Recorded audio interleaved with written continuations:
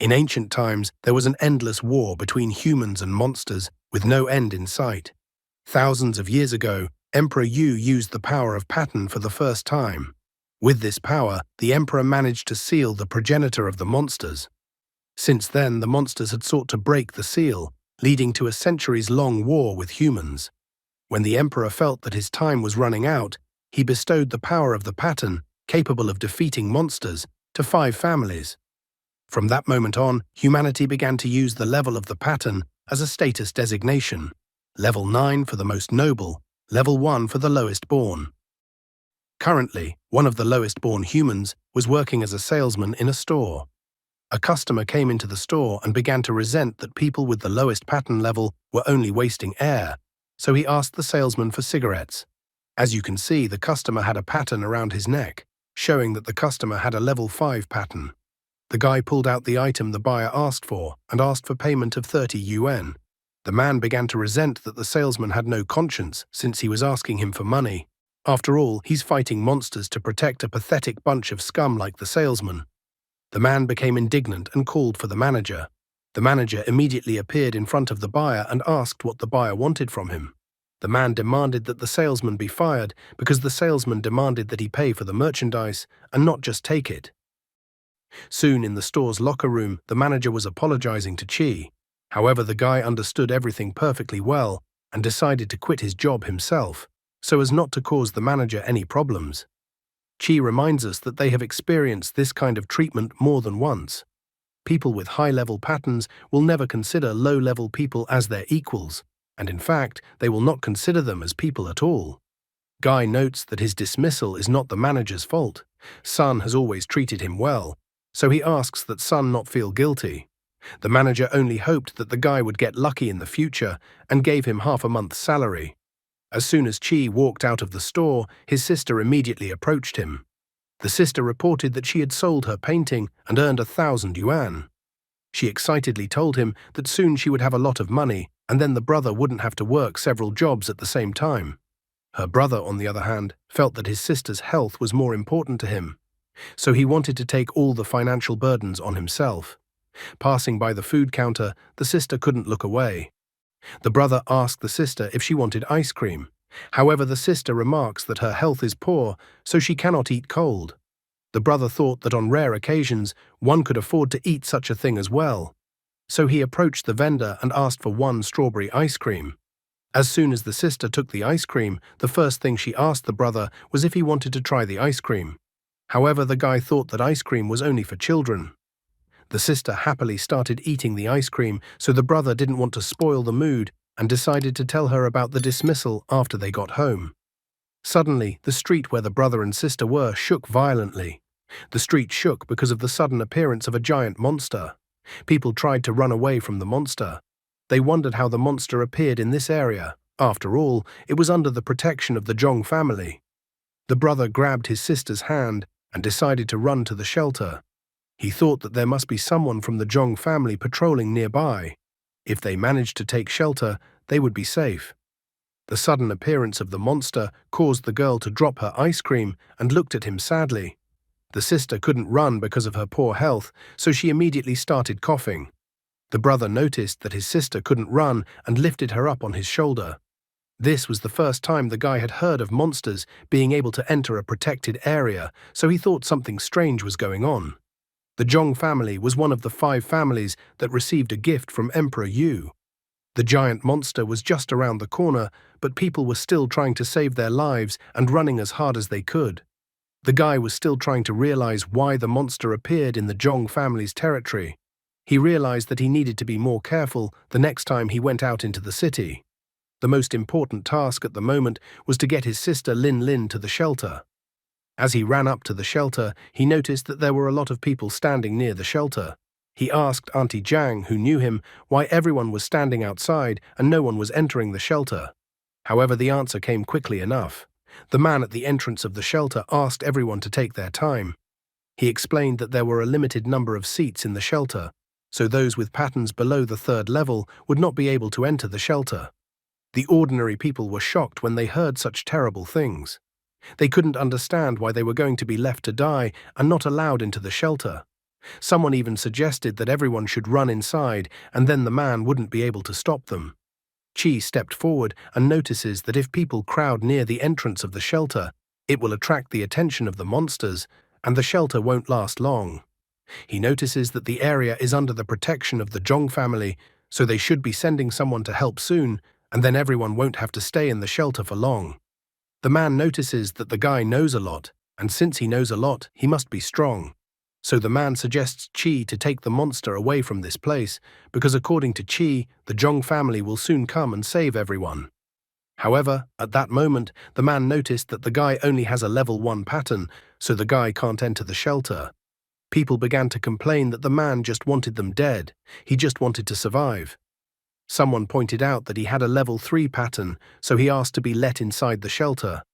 Someone started complaining that because of the slowness of the process, they would die faster before they checked the pattern levels of everyone present.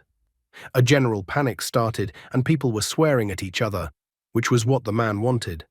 However, at this moment, Chi decided to change things and said that he would try to distract the monster and drive it away, but everyone else should take cover in the shelter. The man was shocked when he heard such words from the guy. Chi decided to go on an incredibly dangerous mission, so the first thing he did was to approach Auntie Jiang and ask her to look after his sister. The sister was scared, but her brother told her not to worry, because he would come back right away after taking the monster away from this place. The guy wondered if everyone would be able to enter the shelter now. The man was shocked at such a reckless decision by the guy and didn't know what to say. Chi points out that the man should let everyone into the shelter, or else he will regret later that many people died because of his fault. Other people felt that the man didn't care about them. Some were even still trying to force their way in, hoping to get into the shelter. Eventually the man gave up and said that everyone could enter the shelter but had to observe the line. He even snidely remarks that the guy will definitely die. The sister is upset by such words. Chi only went as a lone warrior to the front lines while everyone else entered the shelter. The monster happened to be very close to the shelter, so the guy sprang into action. He started to draw the monster's attention to himself. The monster seemed strange to the guy, so he worried that the shelter might be in danger. The guy remembered well his rough childhood with his sister. He had a level 1 pattern and his sister had a level 0 pattern. In a society where level 9 pattern holders are at the top, the brother and sister were considered trash, so they were kicked out of the house. However, all these patterns had already bored the guy. The most important task for him right now was to get the monster away from the shelter for Lin Lin's sake. He kept running away and hiding again and again, then running away from the monster again and hiding again. In the end, the guy was too tired. He couldn't understand why the people from the Zhong family never arrived to deal with the monster. The guy thought that the monster looked like a tarantula. Such spiders usually hunted by relying on vibrations, so he tried to calm himself down, although it was difficult because he was too tired. The monster at this very moment loomed over the guy's head. The monster decided not to torture its victim any longer and attacked the guy. But at that moment a lightning bolt appeared and someone interfered with the monster. As it turned out, a girl with a halberd appeared behind the guy's back. She used the magic shield created with the halberd to block the monster's strike. The one who saved the guy was a girl with snow-white hair and horns on her head, as if she was a dragon in human form. The girl took advantage of the moment, and a ghostly dragon materialized on the end of her halberd. After that, she directed her attack towards the monster, and the dragon passed through the monster. The monster was instantly defeated, and she couldn't take her eyes off the defeated monster. The girl immediately inquired if the guy was okay after the monster attack. Chi noticed that the girl had a 6-level pattern, so he thought that she was one of the Zhong family's elite fighters. He admitted that he was fine. However, at this moment, the entire area near them shook again. As it turned out, the monster was still not dead and managed to rise again. The girl is disappointed that the monster is not dead, so she is already seriously going to deal with the monster. This time the monster threw the girl into the wall with ease. The guy only had time to run up to the girl and help her to her feet before the monster was immediately beside them. The girl was frustrated and didn't realize how the monster had gotten stronger after coming back to life. She wanted to report this situation to the head of the family as soon as possible. However, the girl realized that she would go to report the situation to the family, then the monster would deal with the guy first, and then quickly catch up with her as well. However, if she fights the monster and lets the guy escape, they might have a chance of survival. She tells the guy to run away. The girl wants the guy to go to the head of her family and report that the D-class monster has been upgraded to C-class after being revived. The guy is worried about the girl, but she is determined and states that they each have an important mission. However, this is when Chi messes things up as he gets a headache. The girl can't understand what's going on. She tries to push the guy aside as the monster was rapidly approaching them. In defiance, the guy grabs the girl's hand. Suddenly, the guy's forehead glowed and his body was enveloped by golden energy. It was as if he was being filled with divine power and a horn grew on his head. The guy was still trying to understand what had just happened to him, as even his clothes had changed. However, the monster didn't want to leave the guy no chance, so it tried to attack him. This time Chi didn't flinch or retreat, and attacked the monster with his dragon power. The guy noticed that the dragon was similar to the one the girl had used. He wondered how he had managed to use the girl's skill. The girl admitted that she didn't know how she teamed up with the guy. She noticed that not only could the guy use her abilities, but his abilities were stronger than hers. Chi Yui didn't fully understand what was even happening to him. However, he decided that he should deal with the monster first and then try to think things through. The girl agrees with him. The guy seems to have decided that he will now be Gilgamesh, so he summoned a multitude of swords. And after that, the guy brought all those phantom swords down on the monster, destroying it. The girl was glad that they still managed to defeat such a dangerous monster. Despite the damage it had received, the monster was still showing signs of life. Therefore, without even an ounce of doubt, Chi Yui detonated all the phantom swords that had entered the monster's body. Only after that did the monster stop giving signs of life. The guy wondered if the monster was actually dead, considering how many times the monster didn't give up. The girl advises the guy to cautiously approach the monster and check it out. Chi Yui decided to follow the girl's advice and went to the monster. However, as soon as he got close to the monster, he and the girl split into two separate bodies again. At the same moment, he began to fall down, for he was just an ordinary person. However, his life was saved as the girl managed to pick the guy up in her arms before he fell to the ground and crashed. After that, she landed safely together with the guy. Because of the strange situation that occurred, they even both blushed, and the girl put the guy on the ground. After that, Chi Yui thanked the girl for her help, but she disagreed because she was the one who should thank the guy. At this moment, the girl's subordinates appeared. She ordered the subordinates to start the auxiliary operation after the disaster as usual. The girl then grabbed the guy's hand and dragged him behind her. Chi Yui wanted to go to his sister since she was still in the shelter. However, the girl noticed that since the sister was in the shelter, she was safe. The girl had a few questions for the guy. She took him aside and wondered why the guy was able to use her power. Chi Yui himself couldn't understand, since this was the first time this had happened to him. The girl started looking at the guy with a serious look, which made the guy worried. After that, the girl handed the guy her business card and told him that if he needed anything, he could contact her. The guy amusedly wondered if they would take him to a research institute for an autopsy to find out the cause of his powers. The girl only laughed at such assumptions of the guy. She decided to reassure the guy that he was too rare a specimen. Considering his life, the guy thought it didn't sound like he was special, but that he belonged to an endangered species. She announces that she will protect the guy. A subordinate ran up to the girl and handed her a phone, informing her that the master was looking for a girl. The girl took the phone and started talking to the master. The subordinate looked at the guy with displeasure and even called him low-level trash.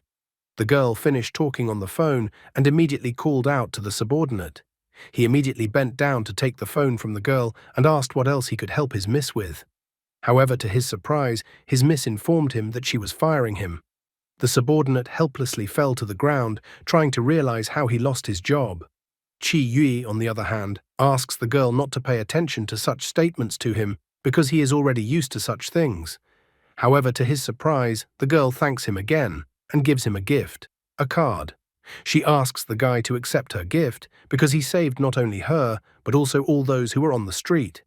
The guy looked at the card the girl gave him and then put it in his pocket.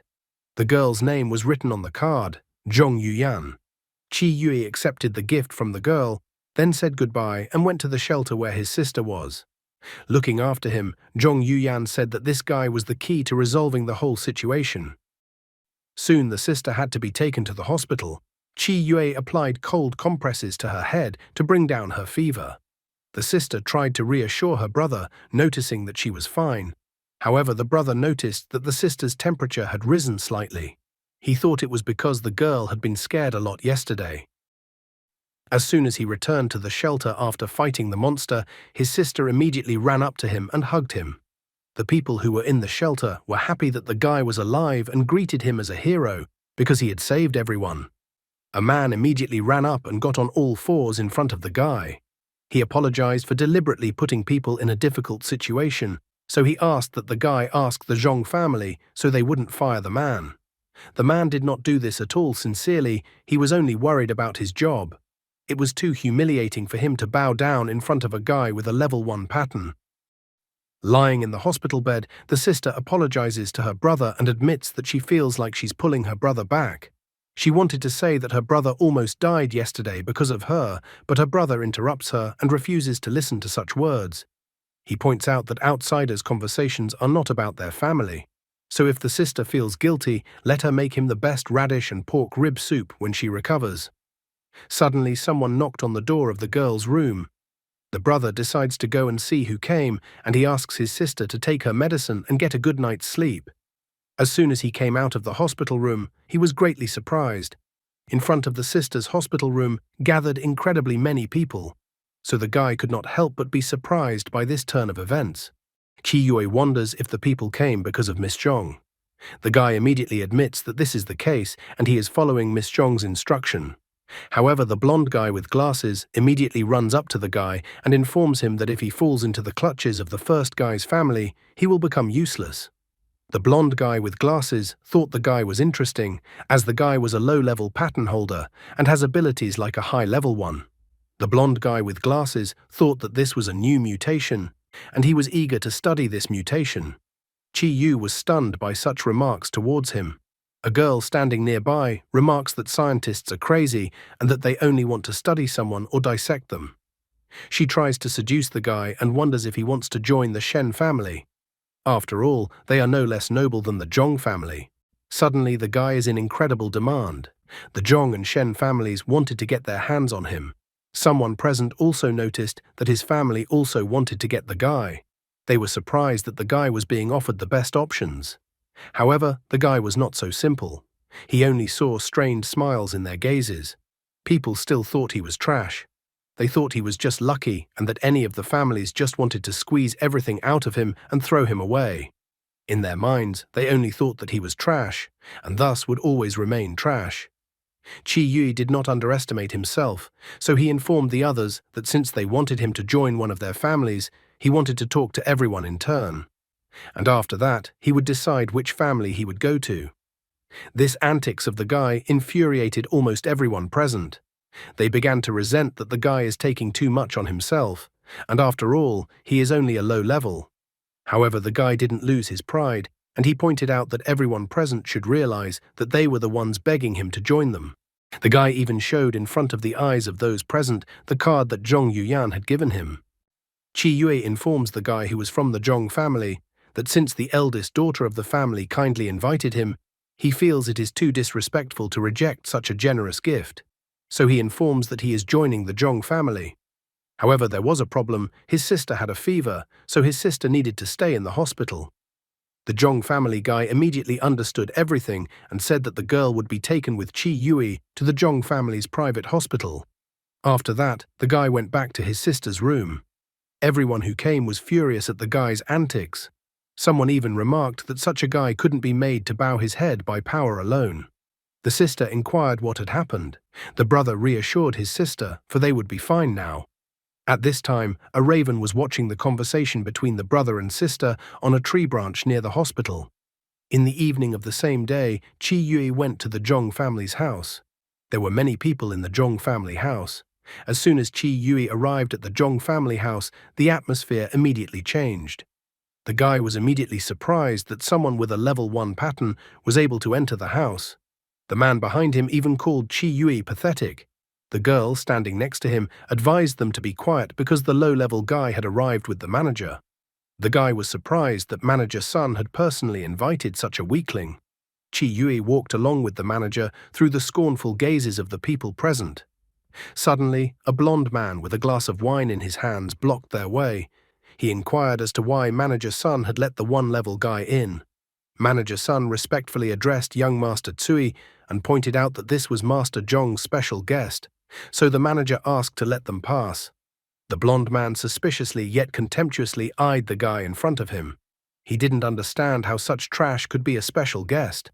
Manager Sun was still trying to be friendly and asked young Master Tsui to let them pass. However, at this moment, Chi Yui intervened in the conversation. It infuriated the blond man that some guy with a level 1 pattern decided to show himself as an important person. The blond man thought that low levels like the guy in front of him had no right to drink good wine. After that, he poured the rest of the wine in his glass on Chi Yui's head. Chi Yui noted that the blond man had started it himself. The blond man only smirked and was about to beat the guy up. However, at that moment, Chi Yui easily punched the blond man, who did not expect it at all. Tsui didn't understand why he couldn't transform. Chi Yui didn't give the blond man time to think and pinned him to the ground, demanding an apology. The blonde refused to apologize, and then Chi Yui slapped him again demanding an apology. After the educational measures, Chi Yui still received an apology from the blond man. Chi Yui thought that the guy in front of him was a weakling. Even though he was a high level, he couldn't even use his own strength. However, as soon as Chi Yui moved away from the blond man, he was immediately able to use his powers. Only now did Chi Yui realize that the red glow he saw was a sign of transformation. The blond man was furious and was about to finish the guy off. However, at that moment, a portal formed behind his back. A giant dog's mouth appeared out of the portal, and the blond man immediately freaked out, sensing something wrong. It was too late to react in time, and the arrogant blonde lost his head. Why must there always be someone arrogant who gets punished for his arrogance? What do you think of this manhwa? Many guests were incredibly startled by the sudden appearance of the giant. They didn't expect the monster to appear so suddenly in the Zhong family's house. Young Master Tsui was a level 5 pattern warrior, and the monster had so easily bitten him in half, so the other guests began to scatter in different directions. Manager Sun immediately ran up to the guy and told the guy to immediately run away with him. While Chi Yui was running away from the manor, he wondered to Manager Sun why none of the high-level guests intervene and stop the monster. However, Manager Sun points out that a high level of patterning does not make one combat capable. It is only after hard training that the pattern becomes battle-ready. Manager Sun sadly explains that because of the brutal training, many children in noble families do not survive, and that there are fewer and fewer of them left. Despite the fact that they turned on all their strength and ran at top speed, they couldn't run far, and the monster caught up with them, appearing right in front of them. Just when the guy thought that his and the manager's lives had come to an end, suddenly a pink-haired girl with 2 pigtails appeared in front of the monster and kicked her foot right into the monster's face. The pink-haired girl landed right in front of the guy and covered him with herself. After that, she told the guy to leave immediately to safety. Taking a closer look at the girl, he immediately recognized her and remembered how she had already protected him as a child. As a child, she had also told him to run to safety when 3 boys jumped him. The monster was unwilling to stand aside for long, for he was already eager to taste more of the prey that was in front of him. The girl also reacted instantly and summoned a giant axe. Using her axe, she intended to deal with the monster in a flash. However, the monster suddenly let out a monstrous howl. This howl as if created a powerful wave, and the girl with her axe in her hands was thrown aside. The girl flew towards Chi Yui, so he cushioned the girl's fall and immediately asked if the girl was all right. She was all red with embarrassment, considering the position she fell on the guy. The monster seemed to grow stronger after its terrifying howl, as if it had summoned a whole pack with its howl. All the monsters scattered in different directions and grabbed their prey that still couldn't escape. Just then, 4 monsters from the pack attacked the guy and the girl. The girl immediately grabbed the guy's hand and told him to run along with her. However, the moment they made contact with their hands, everything around them lit up with a pink glow, and all the monsters one by one were shattered. Once the dust settled, the guy was still in the same place, and he didn't understand why one would run away in such a situation. What surprised him more was that he was colored pink this time. The girl remarked that the pink color was incredibly cute, so she ordered that Chi Yui should destroy all the monsters with the pink axe. The guy, on the other hand, was only too happy to destroy all the monsters that appeared. The monster wasn't going to let up either, and it devoured the corpses of the monsters and summoned them again, much to Chi Yui's surprise. The guy chopped down every monster that approached him, swinging his axe again and again. Soon he noticed that there was no end to the monsters, and they were arriving again and again. In the heat of battle, the guy even asked the girl if she liked spinning around like a ride. However, the girl doesn't understand what he means, as she has never been on a ride, so she asks the guy to take her to ride the ride afterward. Chi Yui promises that they will go to the amusement park as soon as they manage to get rid of the annoying monster in front of them. He quickly spun around with the axe in one place for 360 degrees. As a result, Chi Yu created an artificial tornado with which he instantly dispersed all the summoned monsters. The main monster was not going to tolerate such insolence from the guy and ran at him with all its fury. After waiting for a moment, Chi Yui did not engage in direct confrontation with the monster, but simply threw the axe directly at the monster. The monster, which had recently run at great speed towards the guy, suddenly slowed down. In fact, a giant hole was formed in its body from the impact of the axe, which pierced through the monster. The defeated monster fell to the floor and its eyes closed forever, just like the ones it had managed to eat this evening. Just as Chi Yui sighed with relief and thought that it was already over, he and the girl once again split into two bodies. The girl immediately jumped into the guy's arms and rejoiced at their victory over the monster. She even demanded to go to the amusement park. At this moment, Zhong Yuyan burst into the house. She immediately inquired if the guy was okay. The first thing she saw was the guy lying on the floor with a pink-haired girl sitting on top of him. Zhong Yuyan's face even turned red at this moment. She immediately turned to Ms. Luo. Luo was also to see her junior. The guy was surprised to hear that Zhong Yuyan was considered the junior. Luo takes the girl by the hand and notes that she is a few years older than Zhong Yuyan. Zhong Yuyan apologized for scaring them. The girl wants them all to meet her father first and discuss the rest on the way to her father's house. As it turned out, not everyone escaped or was defeated. One guy standing in the corner sipping wine only smirked after all that he got to see. As soon as Chi Yui sensed that someone was hiding in the shadows, the guy immediately disappeared from sight. Zhong Yuyan asked the guy not to worry about anything, as the Zhong family would deal with all the mess that had arisen. Soon Manager Sun arrived, along with other underlings of the Zhong family. He asked all the survivors to leave the house accompanied by guards. The Zhong family was later going to explain everything that had happened. Zhong Yuyan immediately noticed that the monster that appeared in Zhong's house was exactly the same monster as the one that appeared in the shopping district. She notices that there shouldn't be such monsters because there are barriers above the Zhong family's house and the shopping district. Therefore, she didn't understand how the monsters could have gotten under the barrier. She even speculated that perhaps the barrier had already disappeared. Chi Yui immediately wondered if the barrier was the reason why he had become so strange. Zhong Yuyan didn't have an answer to that question, so she marked it as just one of the assumptions. Luo asked the guy not to be afraid. After all, she and Zhong are by the guy's side. Zhong Yuyan brought the guy to her father and knocked on the door and informed her father that she had brought Luo Zhang and Chi Yue. However, as soon as she opened the door, she was immediately hit in the face by a tea bowl launched in her direction. The girl was upset, and Luo Zhang was angry at the old man when she saw this. Zhong Yuyan's father immediately ordered everyone to kneel down. However, just as Zhong Yuyan was about to kneel down, Chi Yue grabbed her arm, preventing her from doing so. Chi Yue even apologized for his next words, but said that he was extremely displeased with Master Zhong's approach, by which he decided to demonstrate his power. The old man reminded the guy that this was a Zhong family matter and he would not allow outsiders to interfere.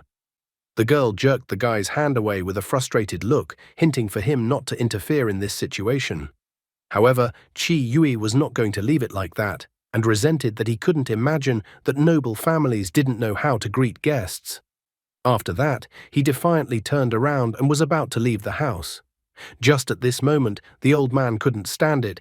and said that the last two monsters appeared because of the guy. However, the guy did not stop and left the Zhong family's house, closing the door behind him. Along with him, Luo Zhang also left the house, who found the old man incredibly annoying. Qi Yui noticed from the whole conversation with the old man that Zhong Yuyan did not have the warmest relationship with his father. Luo Zhang also noticed this, and also revealed that the old man had reduced Zhong Yuyan's mother to the grave. After that, Luo Zhang told him about the Zhong family. As it turned out, the number of levels in a pattern with a certain chance was inherited. To increase the chance of high-level patterns appearing in children in the next generation, some noble families even choose someone close to them to start a family. Qi Yui was surprised to hear this story and immediately understood everything. Luo Zhang confirmed his guess because Zhong Yuyan's mother was forced to marry her cousin, and after giving birth to a child, the woman lost her mind. Qi Yu finally began to realize that even in noble houses, things weren't that simple. The girl tried to smile and remarked that although it was not a secret, but she thought that she would rather let Zhong Yuyan herself tell the rest. Luo Zhang took her opportunity to immediately ask the guy if he wanted to join S Corporation and that it was a direct invitation from the boss. Qi Yui thanked the girl for the invitation and promised to think about her invitation. When he was about to leave the girl, she immediately asked him if he wanted to go to an underground auction with her. Qi Yui didn't understand why he needed to go to the auction. Luo Zhang was cunning, so she immediately reminded the guy about his sick sister. She said that she had heard that today's auction would feature an ancient jade that protected the body and soul. The relic was incredibly useful to the guy's sister. Just hearing about such an amazing item, Qi Yui instantly agreed. One could not come to the auction just like that and needed a proper costume. Qi Yui remembered that he had once applied for a job as an insurance agent, and so he bought one suit. Luo Zhang immediately discarded the option as it didn't fit, and offered to go and pick up a new suit for the guy. Soon the red-faced guy was standing in front of the mirror wearing the new suit Luo Zhang had picked out for him. She noticed that the suit looked very good on the guy and offered to buy two suits at once, but the guy refused. Suddenly, the son of some rich daddy noticed them. He immediately began to scoff that Luo Zhang had come to the store to pick out nice clothes for her boyfriend. However, Luo Zhang did not pay any attention to this blonde man and asked the store employee to pack two suits. The blonde man just got furious when he noticed that he was being ignored. He even remarked that he didn't expect Luo Zhang to prefer such smarmy guys at all. His girlfriend approached him to calm him down. However, he pushed her away and told her to get lost, as she had no right to say anything to him. The girl started to fall to the floor from such a blow, but at the same moment she was picked up by a charming red-haired girl who asked if the girl was all right. The red-haired girl immediately called the blonde man trash, because she thought that only trash would attack the weak. The blonde man thought he was the coolest and was about to beat up the red-haired girl. However, he was instantly punished when the red-haired girl kicked the blonde between his legs with her right foot. The blonde was lying pathetically at the feet of the red-haired girl, who called him a loser. Qi Yui had time to note that the girl was good. Just at that moment, a portal appeared behind the girl. Guy, stop attracting all possible and impossible bad luck already. He immediately shouted at the red-haired girl from the impending danger, but it didn't help, and the limbs that extended out from the portal grabbed the red-haired girl. Luo Zhang paid for the two costumes she had bought and only had time to turn around at the noise. She saw the guy grabbing the red-haired girl's leg while the red-haired girl was already half submerged in the portal. When Luo Zhang rushed to help the guy, the portal closed right in front of her. The girl had no idea what to do in this situation and how she could save Qi Yui. Being in the dark, as if in some kind of cave, the guy wondered if the girl who had gotten into this place with him was here. He was glad that they were okay. However, he shouldn't have touched the girl as she freaked out, thinking the guy was just another pervert. 3 flames of flame lit up above the girl's head. The guy tried to justify that he didn't mean anything by it, and reminded the girl that monsters could appear at any moment. The girl's hair suddenly became flaming, illuminating everything around her. She told the guy to move away from her, because if he didn't move away from her, she would definitely set everything on fire in this place. Qi Yue was not so impulsive and tried to think about why the monster had brought them to this special space. He noticed lightning fast that a monster started to appear from the ground under the girl, and so he pushed the girl aside. The girl was about to take out her anger on the guy who suddenly pushed her, but then she noticed that the shadowy spikes that came out of the ground pierced the guy's body. The girl immediately used her fire to save the guy. Her attack worked, and the shadow spikes began to disappear. Hoping that the girl was distracted by the injured guy, the shadow claws tried to attack her. However, with a gesture of one hand, the girl lightningly created a diamond-shaped fire dome around them, repelling the shadow monster's attack. She held the guy in her arms and told him not to pass out. The guy's eyelids, despite such support, gradually closed. As soon as his eyes sank into darkness, he remembered how he was once beaten up by other guys like he always was.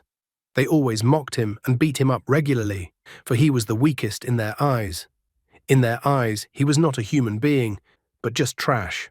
Soon a red-haired girl with an umbrella came up to him, feeling sorry for the guy. All this time while he was being beaten, he kept the cake under him, not letting his abusers know about him. He wanted to give the cake to the girl since it was her birthday. The red-haired girl's name was Ling. Ling dropped the umbrella and cried loudly, even though it was pouring rain the whole time, although the guy asked her not to cry because everything was fine. Chi Yui slowly opened his eyes and informed the girl that everything was fine. The obvious tsundere immediately noticed that she wasn't worried about the guy, but worried that the guy would die trying to save her. The flames grew stronger and gradually enveloped the two of them. Eventually, the guy emerged from the flames. This time he even had giant wings on his back. The girl couldn't understand what was going on and why the guy was using her powers. Chi Yue was only now able to realize that he could merge with high-level pattern holders and use their powers. The girl was indignant, because then the guy had to ask her permission to do it first. Chi Yue immediately admitted that he didn't quite understand how this ability worked, and that this was only the third time for him. The girl was indignant, as this was the third time for the guy, and she didn't want to merge with the guy. Just at this moment, the monster started to make progress in destroying the dome. Therefore, Chi Yui decided that they would only be able to talk when they managed to get out of the situation. Don't believe him, he had already promised to take one girl to the rides right away. But he never did. The monster attacked the guy with his limbs, but he easily dodged the attack. The impulsive girl immediately told the guy not to hide, but to go into a frontal attack. As they gradually moved forward and dodged the attack, the guy noticed that there was something they still hadn't sorted out. The girl doesn't understand what the guy is even talking about. Chi Yue asked her the most important question, why they were chosen. The impulsive girl didn't know that. Then Chi Yu wanted an answer to the second question. Why were they dragged into this strange place and not just killed outside? The girl is outraged because she thinks she is super strong and that she can't just be killed. Chi Yue materialized fire in his hand and cast it aside. The girl didn't understand what the guy was doing at all. However, contrary to her claims, she saw the monster immediately reach for the fire and couldn't understand why the monster did that. Chi Yue explained to her that it seems like the monster wasn't actually interested in the girl, but only in the flames. Based on this theory, the monster grabbed the girl and dragged her to this place because it sensed her flame aura. Thinking along the same lines, the monster wanted to take the flame away from the girl. On the ceiling of the cave, right above the flames, they saw a cocoon, and it immediately made sense to them. Chi Yui immediately materialized a fire blade in his hand and rushed towards the cocoon, hoping to destroy it. The moment the guy touched the cocoon with his blade, the cocoon exploded. Chi Yui immediately realized that he had failed to destroy the cocoon. Just at that moment, someone appeared from the cocoon. A monster girl came out of the cocoon and said in a joyful voice that she had finally met him. The guy and girl immediately asked each other if any of them knew the monster that was in front of them. The girl monster stared menacingly at the guy and told him not to leave her side anymore, and then immediately rushed towards the guy. The guy nimbly dodged the monster's limbs that were sent in his direction. The guy wondered if the girl understood what was going on. The girl immediately sadly remarked that she understood everything. The monster girl frankly didn't understand why the guy wasn't approaching her. She flew up to the guy and hugged him. Only now Ling explained that she realized that the guy was being pursued by some perverted girl. She didn't expect at all that the monster would enjoy this kind of entertainment. Chi Yui became annoyed by such a situation and he pushed aside the monster girl, who had to jump back a considerable distance. The monster girl didn't understand why the guy was reacting to her like this and why something was wrong. Licking the monster girl decided that she would find a way to get the guy to come closer to her. The monster used a web to entangle the guy and prevent him from being able to move. However, the guy wasn't going to just give up and immediately blocked the web with a powerful fire attack. The web instantly burned up from the so powerful flames. Ling was shocked at what kind of powerful force the guy used. After that, the guy summoned a fire phoenix and sent it towards the monster girl. However, the monster girl was delighted by this, but still stated that the guy's attack was completely useless against her. At the same instant, shadowy spikes emerged from the ground and rushed towards the fire phoenix. Qi Yui was surprised that the flames were absolutely unable to harm the monster. The monster calmly blocked the fire phoenix's attack. Ling was also pondering about what they should do in this situation. Qi Yu immediately reminded the girl that they were in the monster's territory. Therefore, the longer they stayed in the monster's territory, the more trouble would await them. After analyzing the situation, the guy decided to take advantage of the fact that the monster was trying to catch him. Ling became curious as to what the guy was up to. Qi Yui confessed that the plan was simple but risky. First, he wanted to pretend to be weak so that the monster would grab him with its paws. After the monster would be distracted by something else, then he was going to break free and pierce the monster with his sword. Qi Yui only managed to come up with this plan. Ling thought this plan was too simple and also the risk was too high. The guy, on the other hand, realizes that they have no choice. After all, they are trapped in this space controlled by the monster, so they have to take the risks. Ling even apologizes, feeling that it's all her fault that they got into this situation. However, the guy remembers how the old man lastly stated that the monsters appeared because of the guy. Therefore, he's not sure if it's the girl's fault. After all, it's probably his fault. The guy decided to put all these speculations aside until they got out of the rotten place. Meanwhile, the monster's limbs were trying to attack the guy from all sides. In an instant, the unresisting guy was entangled by the monster's limbs. The monster was ecstatic that she finally managed to catch Lord. She even asked for Lord to be closer to her. The girl revealed that she had been looking for Lord for a long time. However, the guy immediately materialized a flaming sword in his right hand and pierced the monster with it. Suddenly, the girl appeared before his eyes as if she was from his memories. She happily brought her Lord tea. As soon as Lord only drank the tea she brought, he fell to the floor, and the girl had absolutely no idea what was happening. Just at that moment, an unknown man came and kicked the girl. He even taunted the girl that the pathetic puppet had fallen in love with the Lord. Returning to reality, Qi Yui couldn't understand where the events in front of his eyes arose from, like his memories. He even wondered if the girl wasn't lying and actually knew who he was.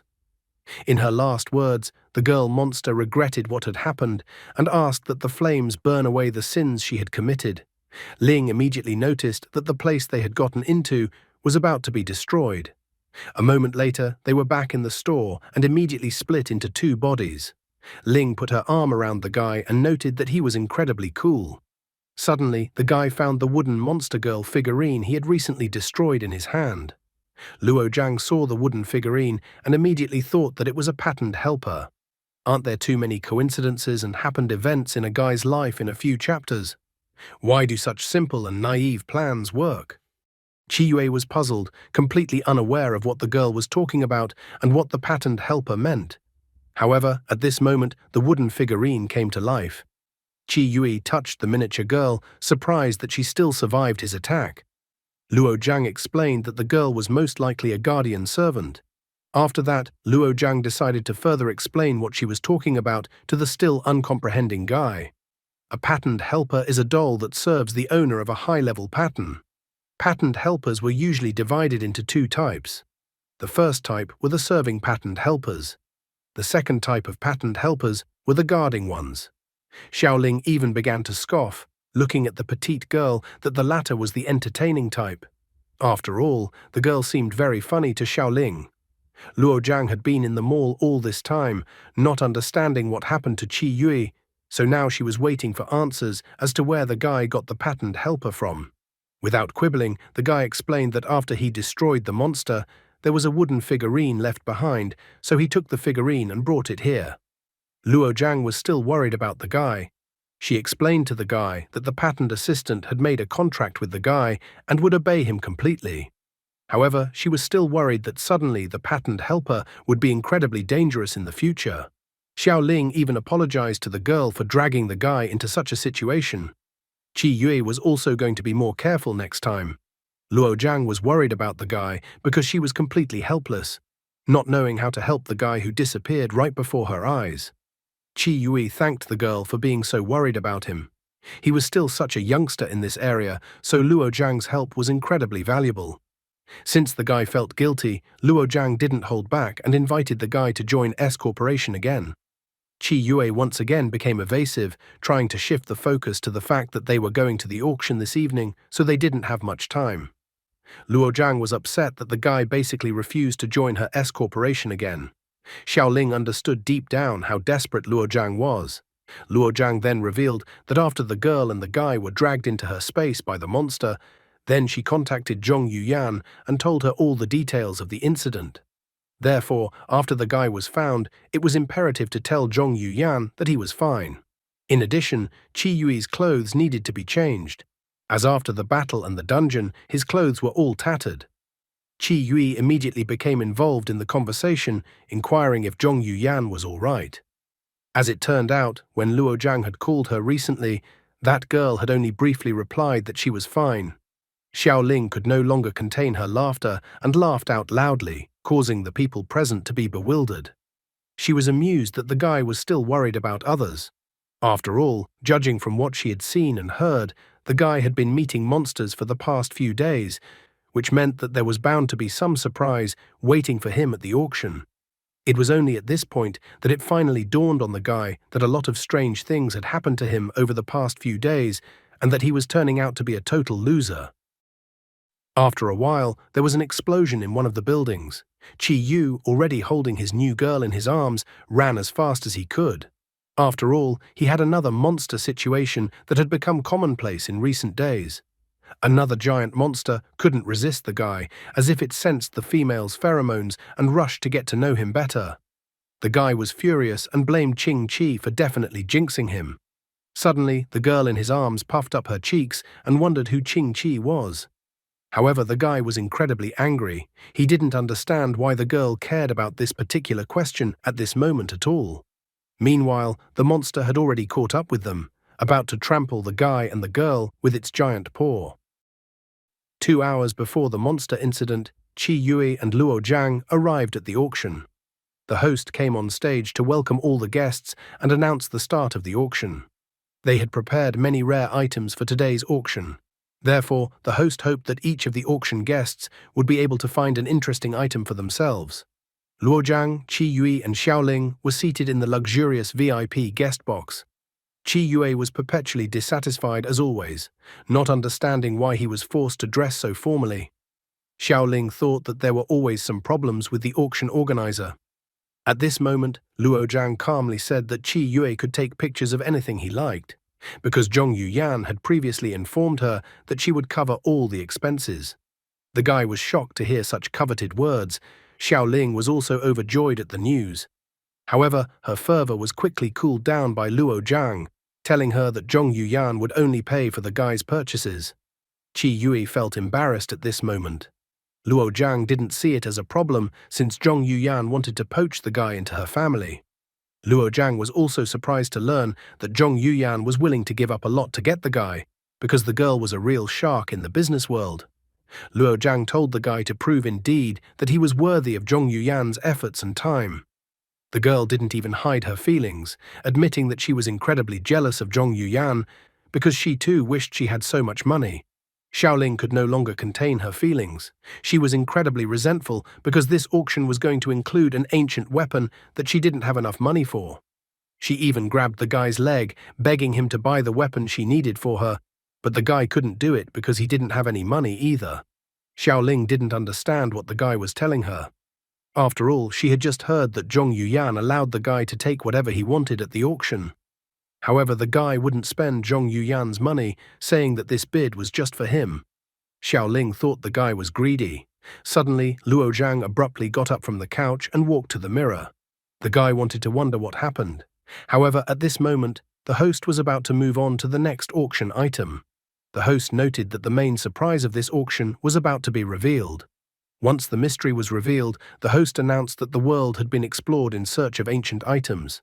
A photo of the first mermaid had only been taken 30 years ago, and now the second mermaid discovered was displayed in front of the auction guests.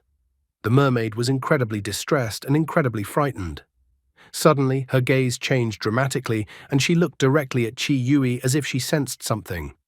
Luo Zhang noted with sadness in her voice that sometimes such goods appeared in the auction.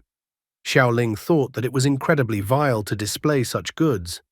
Luo Zhang, as the more experienced one, explained to the guy in front of them that there was a mermaid in front of them. Currently, the phenomenon of such people had come to be called atavism. She pointed out to the guy that he should have already noticed that people with high-level patterns displayed beast-like traits during battle. According to the information available, beast traits, like patterns, are part of Emperor Yu's power. So some people believe that the secret of Emperor Yu's power can be revealed in people who have returned to their ancestors. Xiaoling thought that perhaps such a definition was just acting as an excuse to hunt for similar non-humans, and that perhaps people were hunting for similar beauty of non-humans.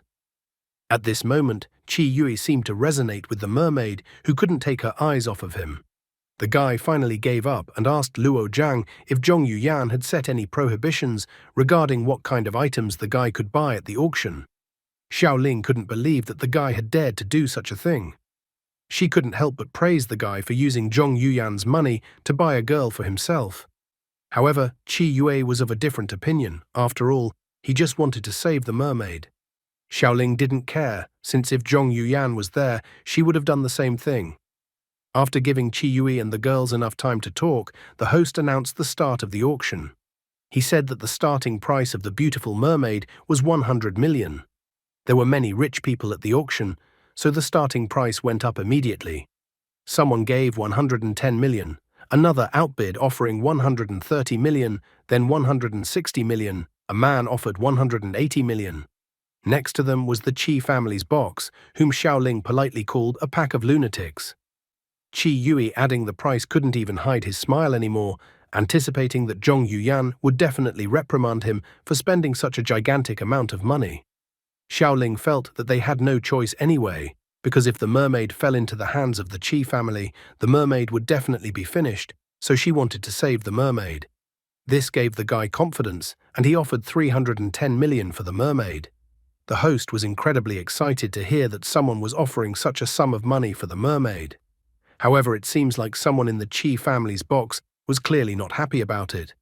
In the end, no one dared to outbid such a huge bid, and the host announced that the mermaid had been sold for 310 million.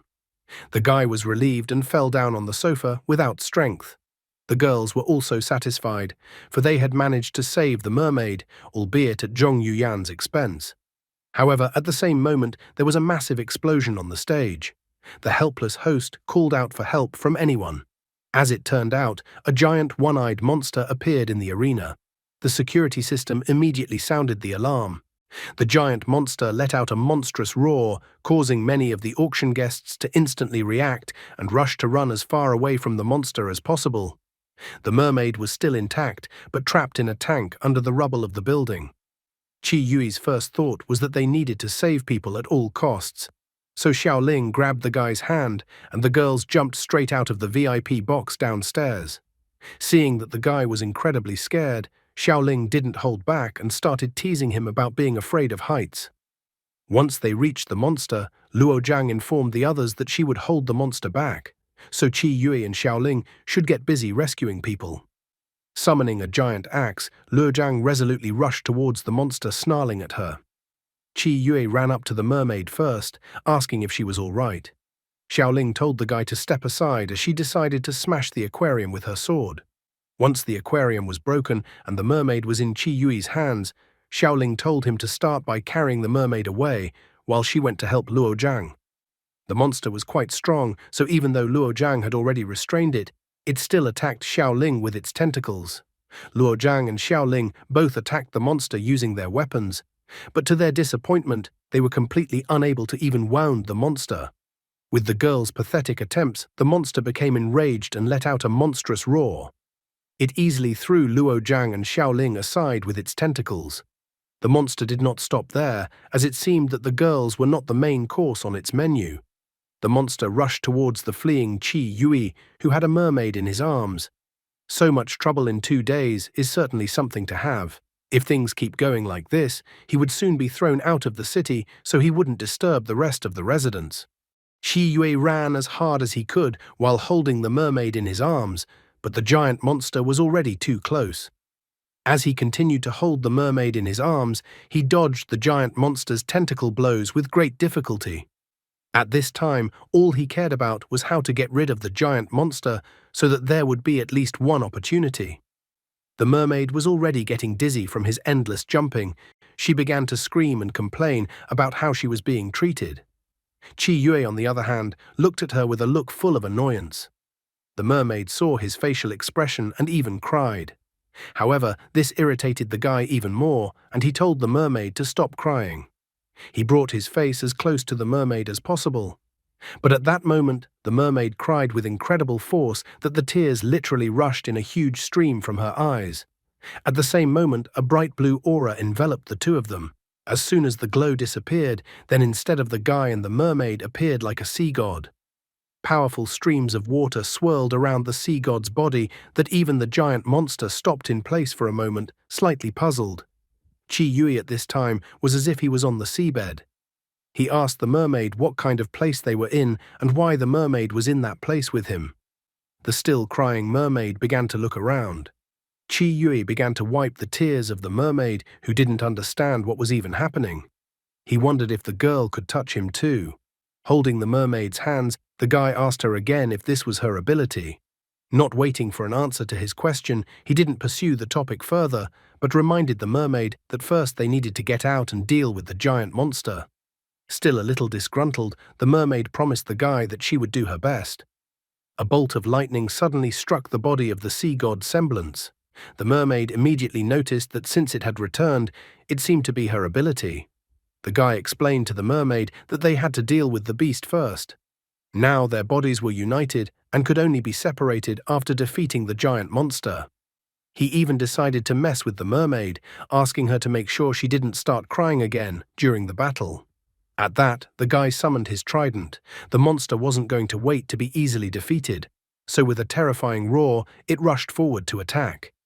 The monster was incredibly fast, so the guy was only able to reflexively stab the monster in the eye with the trident at the very last moment, but nothing happened. Extending his right hand along with the trident, he attacked the monster's eye again, but the trident seemed to sink into the jelly and didn't do any damage to the monster. Qi Yui was disappointed and began to complain that there was no way he could hit the monster. The mermaid started crying again. Her face was incredibly red as she wondered what would happen at the end and if they would have a baby after everything. Qi Yui was incredibly surprised at what kind of nonsense a mermaid could think of when their lives were at risk. Because of his oversight, the monster took the chance and forcefully hit the guy with its tentacle, sealing him into the asphalt. The mermaid panicked that something had happened to the guy. She immediately inquired if her husband was okay. Qi Yue was in incredible pain after being hit so powerfully by the monster's tentacle. Taking advantage of the monster's hiccup, the guy plunged inside himself. In his inner world, he discovered a mermaid who once again inquired from her husband about his well-being. Grasping his head with his right hand, he asked the mermaid to call him Qi Yui. The mermaid began to apologize again, and tears continued to pour from her eyes. As she continued to cry, she began to blame herself for all of this happening because of her. Ever since she was a little girl, everyone around her blamed her for bringing misfortune and also called her a useless crybaby.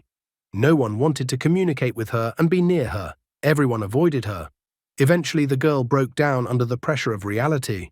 She began to blame herself for everything and that all the misfortunes of people were because of her. She apologized over and over again. She even thought that if she didn't exist, everyone would be happy. In the present tense, Qi Yui wiped the mermaid's tears. He pointed out that the girl shouldn't cry since it wasn't her fault, and she was actually a victim too. He told the girl to quickly calm down and send him back. The guy told the girl with a smile that everything would be fine this time and that they would be able to deal with the giant monster quickly. Back in his body, the guy was slightly surprised that the monster didn't attack him, but just watched. With incredible speed, Chi Yue rushed towards the monster. He dodged the monster's countless tentacles and then flew straight into the monster's mouth. The mermaid was shocked that the guy had just been eaten by the monster. However, actually penetrating through the mouth into the monster's body was the guy's original idea. Inside the monster, there were also tentacles that looked like ringworms and were circling around the guy. Chi Yue was surprised that there were similar small monsters inside the giant monster's body. The mermaid found all these monsters in the giant monster's body incredibly disgusting. One of the ringworms tried to attack the guy, but at that moment the barrier around the guy prevented the monster from doing so. He extremely disliked the situation, so he chopped down all the ringworms that were in his path. But still, there were too many monsters, and he hardly had that much time and energy to be inside the monster. The mermaid was incredibly scared of this whole situation and all these monsters.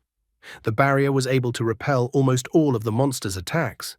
Looking at the crying mermaid, Chi Yue couldn't help but admire her. Even though the mermaid cried a lot, she had incredible strength. The mermaid kept crying and apologizing, blaming herself for all the failures that happened to other people. Chi Yue noted that there was no truth in such words of the girl. He had already become annoyed with the girl's behavior, and he wondered why she kept apologizing and crying. The mermaid at that moment remembered her difficult childhood. She remembered how the woman had told her off, complaining that the little girl was always bringing trouble to other people. She immediately started apologizing to Aunt Song and promised that she wouldn't do it again. The aunt took the girl to a secluded place away from everyone. She told the girl that she should know that she was causing trouble to others, and that if she did something like that again, the aunt would punish her. The girl cried after all these words. At the same moment, the aunt bent down and picked up the pearl from the floor. And then the aunt once again locked the girl in a room that resembled a prison cell. Somewhere in that fog appeared the guy she was waving to in that fog. She started apologizing again for her actions. At that moment, the brightest pearl appeared in front of her, which illuminated all the darkness around her that she even stopped crying in surprise. The guy extended his hand in which the pearl was in and informed her that he had just picked up the luminescent pearl and that the girl should take it. The girl couldn't hide her smile and thanked the guy.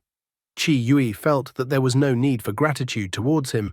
After all, he had just found the pearl.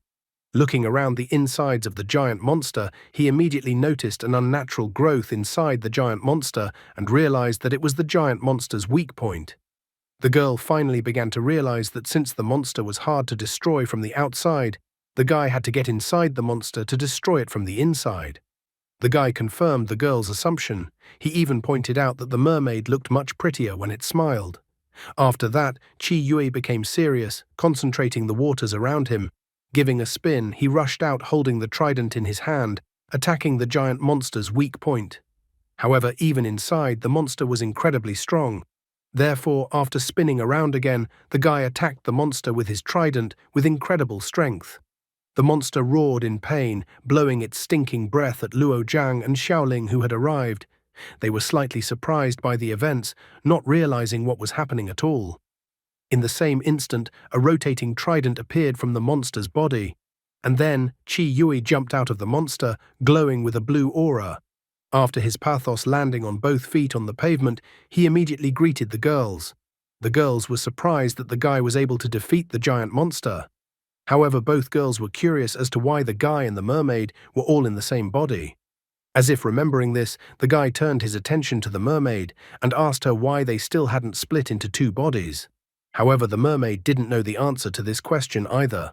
Chi Yue found it strange that they still hadn't split into two bodies and returned to their original form. Luo Jiang asked the guy to remember how they were able to split into two bodies in the past times. Chi Yue only remembered that when the monster died, he and the girl would instantly separate and return to their original forms. All these conclusions made him think that perhaps the monster was still alive.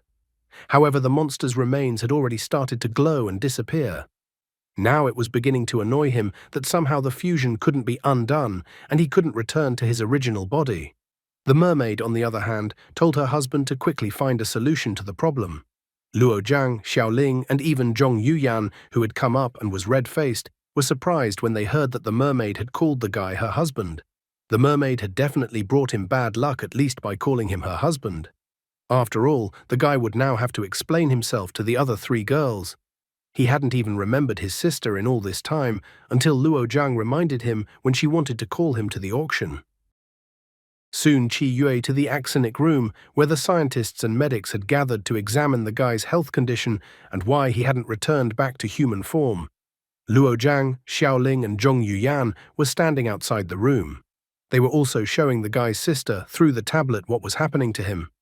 Zhong Yuyan thought everything that was happening was strange, so she thought that she and Xiaoling needed to switch positions, which made Xiaoling puzzled. Zhong Yuyan informed the guy's sister that there was no need for her to worry about the guy as he was not seriously injured. Therefore, she recommended the girl to rest. Luo Zhang also believed that good children should rest well. Zhong Yuyan had to explain that Luo Zhang only behaves this way with people she likes. Therefore, she promised that the girl would soon get used to Luo Zhang's behavior. These words made Xiaoling instantly blush. Seeing that everything was fine, Lin Lin decided to leave the three girls and her brother behind and went to rest herself. Suddenly, she saw her older brother and immediately called out to him. The guy opened his eyes and tears flowed from his eyes at the same moment. Zhong Yuyan immediately got in touch with the doctors in the room and inquired about what was happening to the guy now. The doctors allowed Zhong Yuyan to enter the room. One of the doctors decided to tell her that after various examinations, all the doctors had come to a definite conclusion. After all the examinations, they were once again convinced that Qi Yue was just an ordinary person. The doctors couldn't even discover anything about the mermaid that the guy had merged with in one body. After listening to the doctor's report, Zhong Yuyan did not get angry, but simply said that the doctors could go rest and thanked them for their work. She asked the guy if his tears had anything to do with the mermaid. Qi Yue himself did not fully understand what was even going on with him. However, he noticed that as soon as the mermaid inside him started crying, he immediately started crying. Suddenly, the connection was broken, and the guy was once again in the depths of his subconscious, submerged in the water along with the mermaid. Clutching his head with his hand, he asked the mermaid what was even going on and why he was here. After all, he was talking to Zhong Yuyan at this moment. Still crying, the mermaid apologized to the guy. She confessed that while she was in this dark space, she was constantly thinking about the past. The guy tried to calm the girl down, promising to find a way to reverse the fusion so that they would split into two bodies again. So he asked for the mermaid to send him back so that he could solve the problem as soon as possible. After returning back to the consciousness of his body, the guy confessed to Zhong Yuyan that after merging with the mermaid in one body, the mermaid would sometimes pull him into a mysterious space. In that space, he can see and touch the mermaid. Time in the mysterious space does not stop, but continues to flow as normal. But he could not stay there for long. Zhong Yuyan was slightly surprised to hear about such an unusual mermaid ability. Tears began to flow from the guy's eyes again when he confirmed that it was most likely the mermaid's ability. Xiaoling noted that the mermaid's ability was quite strange, although she had expected something like this from a mermaid. The guy tried to make an assumption that everything was probably due to the fact that his and the mermaid's fusion in the same body had deepened. Zhong Yuyan thought that the guy's assumption made sense. She pointed out that scientists currently believed that it was a type of atavism, so it wouldn't be surprising if mermaids had some special abilities. Besides, people with high-level patterns also displayed beast traits during battle. Zhong Yuyan tried to remember what happened to her when she teamed up with Qi Yue, and also remembered the other girls who had also teamed up with Qi Yue. Xiaoling had an idea and asked the girl if the problem was that the doctors couldn't reverse the fusion in one body because of the mermaid atavism. Zhong Yuyan confirmed her assumption, considering it as one of the supposed options. Xiaoling thought that if they helped Lan Yuan return home, then maybe they could reverse the merging of the mermaid and the guy in one body. Looking at his sister and crying, the guy asked that Lin Lin not to worry about he and rest more. Lin Lin was worried about the guy, but still decided to follow his instruction and go rest. She herself sat sadly in the hospital room on the bed beside the clipboard. The girl was worried about her brother and also blamed herself for being incredibly helpless and unable to help her brother who needed help. She was frustrated that she was only dragging her brother down. At that moment, Patterned Helper flew up to her, holding a handkerchief in her hand. Patent helper held out the handkerchief to the girl. Lin Lin immediately started wiping her tears. She began to complain that if she wasn't there, her brother would be much happier. The next day, the guy left the room with the doctors. He put a hood over his head and tried not to stand out. However, the guy still kept crying. The most amazing thing was that after so many tears, his eyes didn't even swell or turn red. People around began to notice the guy's tears. One of the guys asked another guy to pay attention to Qi Yue because he seems to be being subjected to domestic violence. The other guy also noticed that Qi Yue was in tears. Both guys concluded that girls like the one walking in front of Qi Yue were undesirable and they would never want to date one. Upon hearing the guys' conversations, Xiaoling even started laughing. She noted that everyone around them was now judging her that she was making the guy cry. Dramatically crying, the guy felt that it was still considered domestic violence. Xiaoling's face immediately turned red.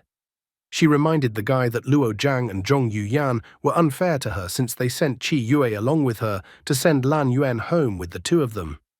At that moment, Zhong Yuyan found an excuse that the Zhong family had other things to deal with, so she ran away first.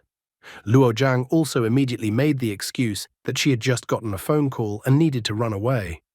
The guy pointed out that the way the girl viewed the current situation did look a little strange. Luo Zhang agreed with the guy that the situation looked strange. Qi Yue decided that the girls seemed to be avoiding something, and he didn't think so for nothing. At the same instant, a car stopped in front of them, and following from the car, a red carpet rushed away from the car, which was directed towards the guy and the girl. All this caused the guy and the girl to be bewildered. A man came out of the car, who hurriedly opened the door to his boss. A man with a beard and wearing a raincoat came out of the car. He immediately approached Qi Yue as close as if he wanted to kiss him. Qi Yue was not going to kiss the old man, so he told the old man to stay away from him, trying to punch the old man. However, as if inhaling the disgusting smell from the man's mouth, the kid recognized the man. It was his father. The old man immediately cried upon seeing his child. The son also cried upon seeing his father. The guy finally came to his senses, and it turned out that the old man was actually Lan Yuan's father. The old man tried to hug the guy, but Qi Yue cleverly dodged the old man's embrace. The guy tried to explain what happened to the old man's daughter. However, the old man stopped the guy's explanation. He admitted that Zhong Yuyan had already told him everything, so he decided to postpone their conversation until they got home. The old man's house was a giant mansion, so the old man didn't need money. Seeing the old man's giant mansion, the guy was in a huge shock. The guy irritably wondered how the mermaid could have been kidnapped in the first place. Covering her face in shame, the girl admitted that she ran away without saying anything to her father. The guy wasn't much convinced by the girl's answer.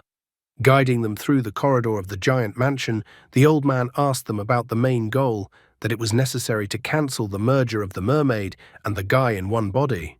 The old man had already prepared himself to solve the problem that had arisen. A frightening door appeared in his giant mansion. The old man informed the guy that the solution to his problem, the guy must pass a test on the other side of the door. Qi Yue didn't quite understand what passing the test had to do with cancelling the process of merging him and the mermaid into one body. The old man explained that by passing the test outside the door, Lan Yuan would have to learn to control her strength, and if the girl learned to control her strength, then would then be able to allow the fusion of the two bodies in one body to be broken. Grabbing his head with his right hand as if suffering from a headache, Qi Yue thought that the way to solve their problem that the old man suggested was some kind of cheat code, but he had no other choice. The old man was counting on the guy to help his daughter pass the test. Looking at the frightening portal door, Qi Yue asked the old man how he should enter the door. The old man himself didn't know all the details. He had heard that the test that was behind the door had been left for the sea people by the Ghost King. To enter the door, the guy just had to touch the door. Seeing the worry on the lad's face, the old man himself became worried and thought that they might need to prepare before the lad could enter the door. However, the guy was filled with confidence and refused the old man's offer. He told the old man to just wait for them near the door. He needed to get rid of the problem urgently, so he was not afraid and immediately decided to put his hand on the door. At the same instant, the guy's figure began to blur and he disappeared. Seeing the crying old man, Xiaoling asked him if he was really Lan Yuan's father. Meanwhile, Qi Yue and Lan Yuan moved to a place that resembled the seabed. The guy asked Lan Yuan how scary the trial was in this place. Unfortunately, the girl didn't know all the details of the test, as she had never dared to even try to pass the test. Qi Yue hoped that the girl at least knew what the trial was. Luckily for the guy, Lan Yuan had heard that the trial was in 3 stages. However, they couldn't finish their conversation quietly because suddenly a fire appeared behind them. The guy instantly noticed the change and immediately fearfully started running away. Behind him, as if a volcano began to erupt, and lava poured with great speed after him. He concluded that it looked like the first stage of the trial was testing his physical endurance. Right in front of him, he saw a giant axe, as if he was undergoing some classical test or looting ancient tombs. At the last moment, he jumped into the air above the axe, and behind him, fish started jumping out of the water. Showing incredible flexibility for a man, he jumped away from the wall, and just behind his back an explosion went off. Despite the explosions, the guy ran as fast as he could, while the lava and flames behind him tried to catch up with him. Cool guys don't look at explosions, so he didn't either. He even breathed a sigh of relief. After all, this was just a test of physical endurance. However, running at full speed underwater was too tiring, though he managed to get by. Suddenly, the mermaid grabbed the guy's hand and informed him that her husband was amazing. The girl hugged the guy and informed him that if it wasn't for the guy, she would have failed a long time ago. The guy's face instantly turned red, but he still asked the girl again not to call him her husband anymore. Suddenly, some sort of whirlpool appeared underneath Qi Yue. Then the energy obtained from the whirlpool began to gather into a single entity. Seeing a copy of his current self in front of him, consisting of water, the guy realized that the second test was to fight with himself. The unimpressive water clone waved the guy to fight him. Qi Yue did not cry for the first time in a long time, but smiled. After all, the situation and the test now seemed interesting to him. The water clone swung the water whip towards the guy. However, the guy easily caught the water whip with his hand. He even felt a little sad because suddenly that was all the water clone could do. However, at this moment, the water clone smiled insidiously and let go of the water whip's handle. Only now did Qi Yue notice that the remnants of the water whip in his hand began to disintegrate. A water tornado began to form from the drops of the water whip, and the water tornado instantly formed and tossed the guy's body and spun around. The water clone didn't stand aside and wait for the outcome, but rushed towards the guy. At this moment, Qi Yue surfaced from the water tornado and tried to attack the water clone. The mermaid has given the guy problems, and he still has to take care of his sister, not crying all day long. The water clone was a bit taken aback by such a sudden lunge from the guy in its direction. But with great speed, Qi Yue struck the water clone with his right fist, and then putting power into his punch, finished the water clone with a powerful right leg kick. At full speed, the water clone collided with a rock, and then its body began to sprawl, losing its original shape. The girl was in awe at how amazing the guy was. Suddenly, a blue blob of energy flew out from his body. In the same instant, the girl appeared in front of the guy. She was surprised that she was able to return to her physical form again. It seemed strange to them. The mermaid noted that despite the fact that they were still in the same body, she could now touch the guy. The guy was also surprised by this fact. Suddenly, Lan Yuan felt something strange, and her face changed. Qi Yue tried to ask her what happened. The mermaid stepped forward and hugged the guy. With a trembling voice, she admitted that a memory had come over her. It was an illusion sent to her during the ordeal. The guy asked the girl not to be frightened. He was slightly surprised that the girl was so scared about the trial. Qi Yue didn't find this whole ordeal too dangerous as he had originally thought. Tears reappeared in the girl's eyes as she was incredibly hurt and scared. Now the guy realized that it looked like it was time for the third trial. The girl admitted to her aunt that she was wrong.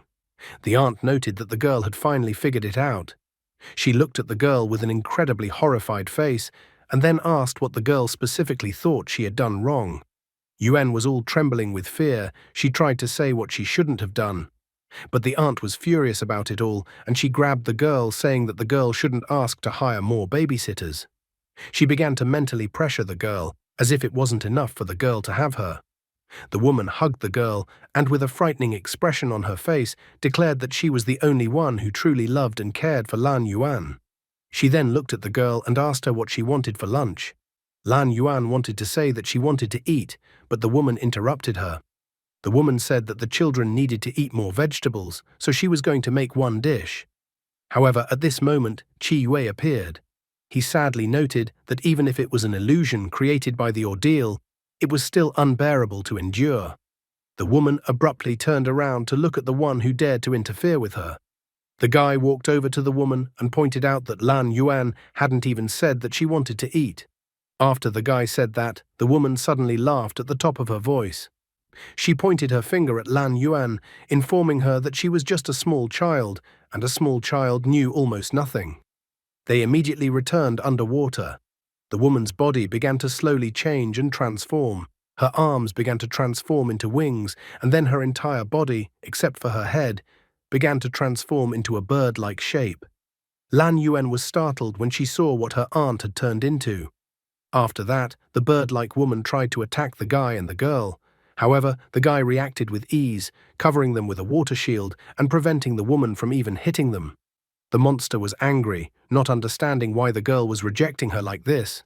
She reiterated that she was the only one in the world who truly loved and cared for Lan Yuan. At this point, the mermaid took courage, noting that what the woman was doing was not love at all. Her aunt was controlling, locking her in her room as if she was in a prison, manipulating her. And all these actions the aunt calls love.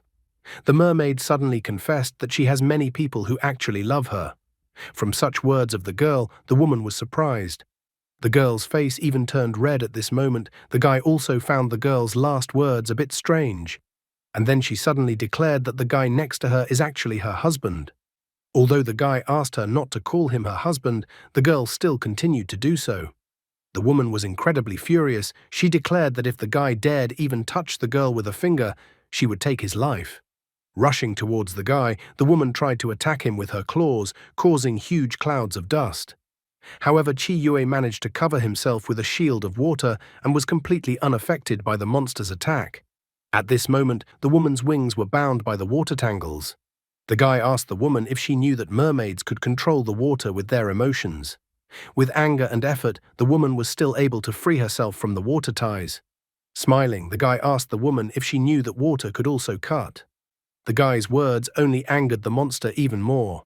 She rushed towards the guy at full speed. However, the guy simply asked the mermaid to stop relying on others and get angry too if necessary.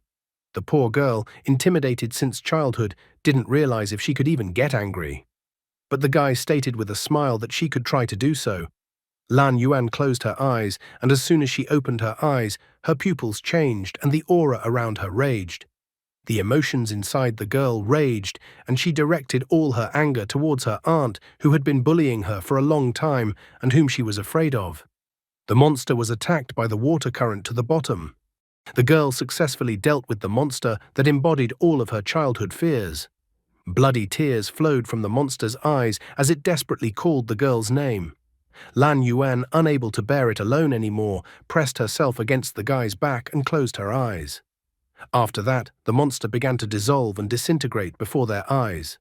The girl began to swim up to the guy again. Just at that moment, the girl's body began to change and her tail transformed into legs. And the girl landed in the guy's arms as they once again separated into two bodies. With a flushed face, the girl happily informed the guy that it seems they were able to successfully complete the challenge. Qi Yue noted that the girl was now not crying even at such a moment. Lan Yuan admitted that she actually wanted to cry, but seeing the guy, she immediately smiled. At the same moment, the man behind them stood behind the door and congratulated them that they had succeeded in passing the test. The father and daughter looked at each other, and tears immediately appeared in their eyes. The father named his daughter Yuan Yuan. Then the father was finally able to hug his daughter, whom he hadn't seen for so long. Qi Yue inquired that the girl's nickname was Yuan Yuan. The guy standing next to him confirmed his guess. Qi Yue admitted that the 3 trials were quite difficult, and especially the third one. The guy was surprised to hear about the 3 trials.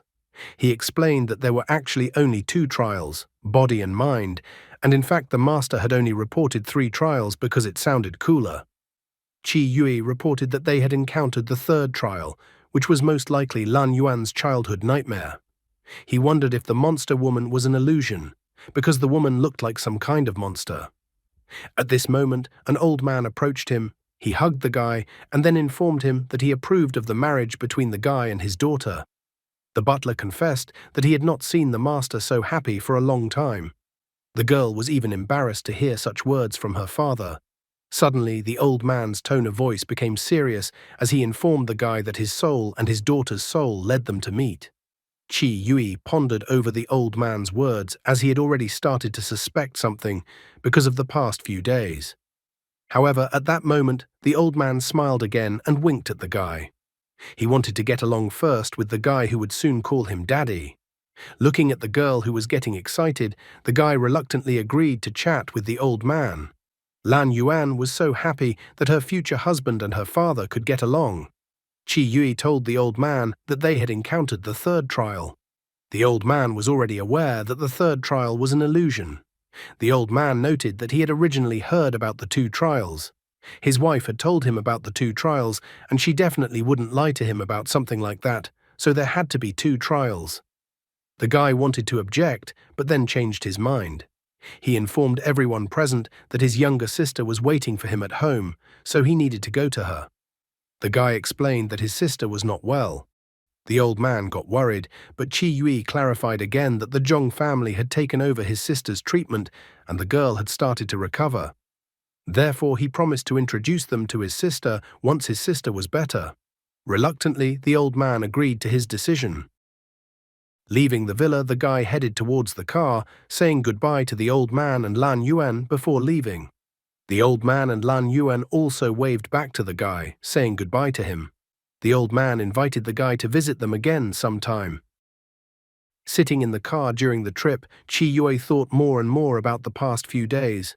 There were too many mysteries piled up on him in the past few days.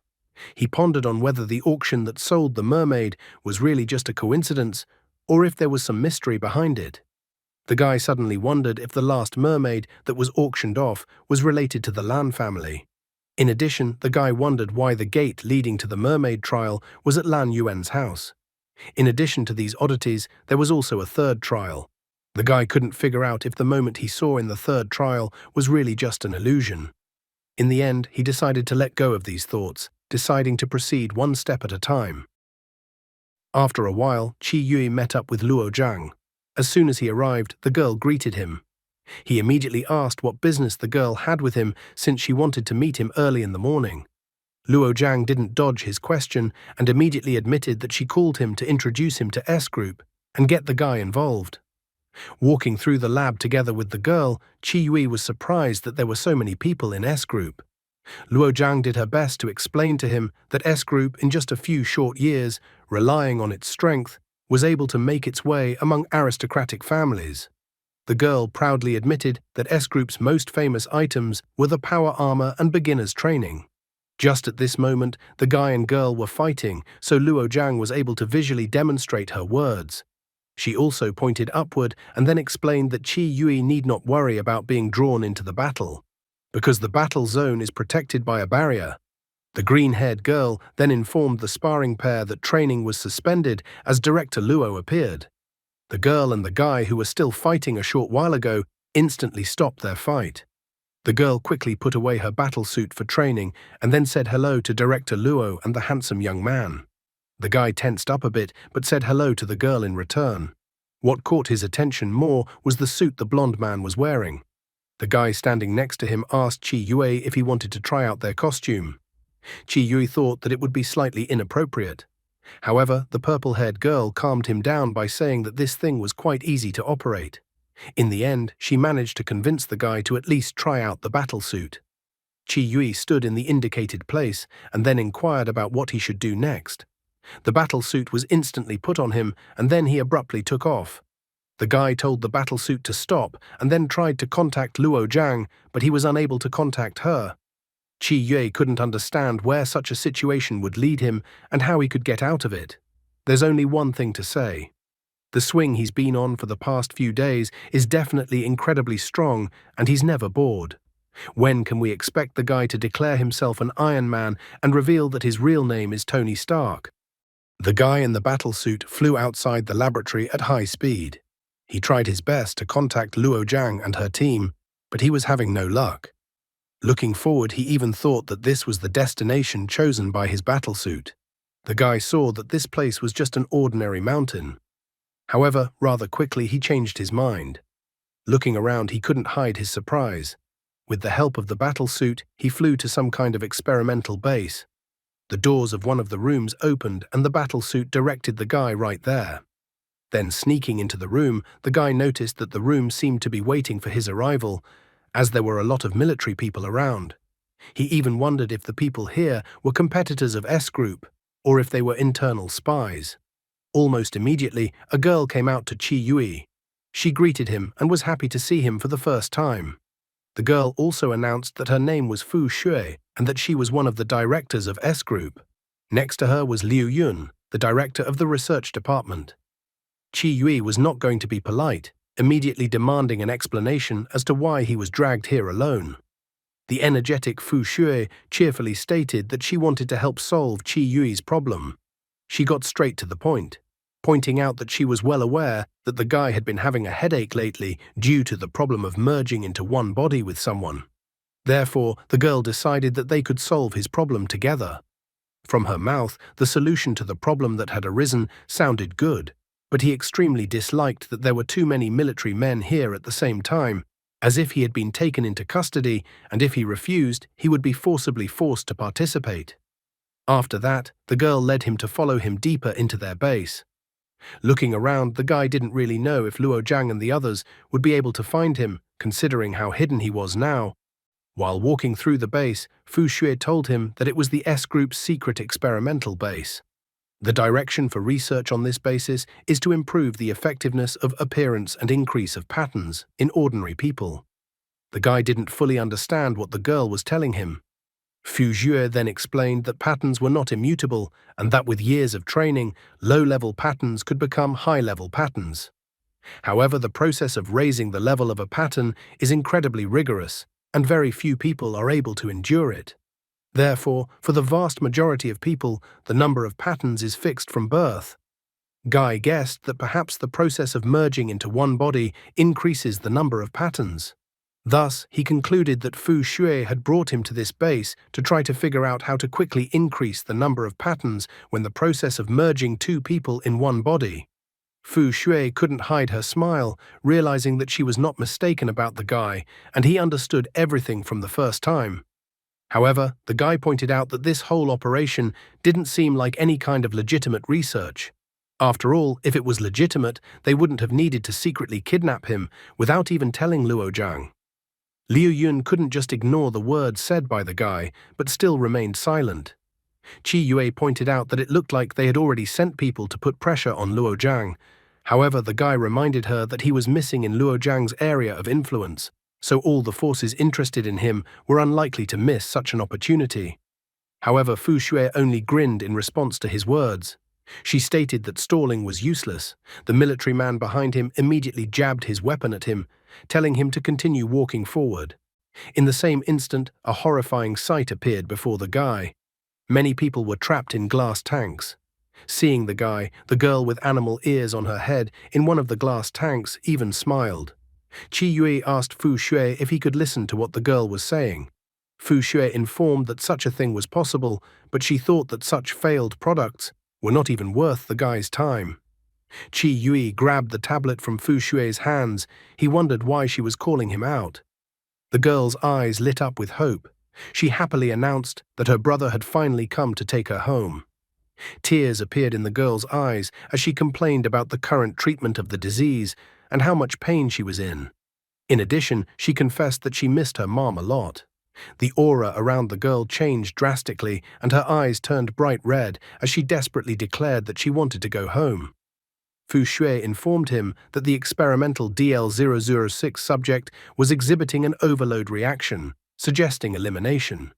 The guy suddenly became overly emotional and asked the girl to calm down so that her brother would take her home. The girl immediately smiled and began to calm down. However, at that moment the military shot at her, announcing that she was finished. The guy was just furious at such a military man's prank. But Fu Jue said that the girl should be proud of it because she, like the others, sacrificed herself for the evolution of mankind. The military immediately surrounded the guy, but he didn't flip out and pointed out that in such a case, the sacrifice should be voluntary. However, Fu Xue responded to his rebuke by explaining that they had all signed a contract and were also given money. Qi Yue rightly pointed out that this was not the case with him at all. Fu Xue admitted that it was her mistake after all, the guy is unique. With a slightly flushed face, the girl inquired about what the guy wanted. Without thinking long, Qi Yue took Fu Xue hostage, politely asking the others not to move, as otherwise he would kill the hostage. However, this action of the guy only made the girl smile and then laugh. The guy couldn't understand why the girl was laughing. After all, even though he had a small laser sword in his hands, it was still possible to kill someone with it. Looking at the guy and touching his face, she felt sorry that the guy was not willing to cooperate with them at all. Looking at him with a frightening smirk, she informed him that the guy was still completely unaware of how valuable he was. After all, she considered herself completely useless compared to him. Therefore, the mad scientist Fu Xue was happily willing to sacrifice herself. When the guy got worried about her and let his guard down, she only glared at him with a chuckle. As he continued to call the girl crazy, the military managed to grab him. But the girl wasn't embarrassed in the slightest. She noticed that the guy was still too kind since he was even worried about her life. The guy didn't understand why they should become like these scientists who had lost their humanity and were willing to harm their own kind. Fu Xue again pathetically declared that it was all for the sake of humanity.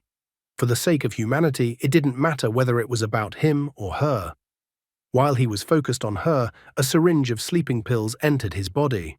The guy's eyes slowly began to close, and then the military quietly took the rowdy visitor to the place prepared for him. Soon they had many sensors hooked up to his body. Looking at his vitals, they noticed that all the data was normal. The guy's heart rate was also normal. So they decided to do a pain level test. The guy only had time to open his eyes before he was immediately struck by an electric shock. He immediately lost consciousness. The man standing next to him said that they should record the data correctly. At the same time, the military men standing outside the room saw the man with glasses arrive. They immediately grabbed their weapons, pointing them at the man and asking who he was. After a while, Qi Yue regained consciousness. The first person he saw was a man with glasses. The man asked the guy if the guy still chose people. Hesitantly, the guy replied that yes, of course. At the same instant, the man with glasses snapped his fingers. The metal constructs on the guy's arms unclenched and he was released. Looking at the scientists, he asked what had become of them. The man with glasses, while correcting his glasses with his hand, calmly stated that they were dead since he had killed them. Qi Yue stood up, got dressed and calmly walked past the man with glasses, saying goodbye to him. The man had not expected this at all. He even remarked that the guy should at least ask him something. Since the man himself insisted on doing so, Qi Yue decided to ask him who he was and why he had freed him. He also wondered if the fact that he was able to team up with other pattern holders and attract demonic beasts had anything to do with the man. The man with the glasses broke out in a cold sweat at these questions. He explained to the guy that he couldn't answer the first two questions, and the answer to the last one was that he had nothing to do with it. After figuring out these details, Qi Yue politely thanked the man in glasses for his rescue. Qi Yue then calmly left the laboratory. Left alone, the man kicked the chair in front of him with all his might. Nevertheless, having shown his emotions, he did not think about the consequences and sat down and grabbed the injured leg from such a blow. At that moment, another man with silver hair approached him. The man even began to banter with him, noting that since his training wasn't top-notch, he should have found another way to vent his emotions. The man with glasses was upset because Qi Yue still chose people. The other man asked him not to worry so much, for after all, Qi Yue had grown up as a human being. In addition, he said with a smile that when Qi Yue fully understood the essence of humans, he would definitely choose to return to their side and would no longer be on the side of humans. Meanwhile, Qi Yue reached the giant hall he had been in before, where there were other people in glass tanks. At the same instant, an alarm went off, announcing an alert. It was announced to everyone on the base that the experimental subject had escaped. One of the military spotted him and immediately told the others where he was. The military began to run towards him and surround him, preventing him from escaping. However, at that moment, all the glass tanks containing the subjects started cracking one by one. The guy couldn't understand how the glass could suddenly crack just now. One by one, the test subjects, who were about to be elimination a while ago, began to come out of the glass tanks. The military began shooting back at them, requesting reinforcements as the unsuccessful research subjects organized an escape. The military man grabbed his radio and repeated loudly again that he was requesting reinforcements.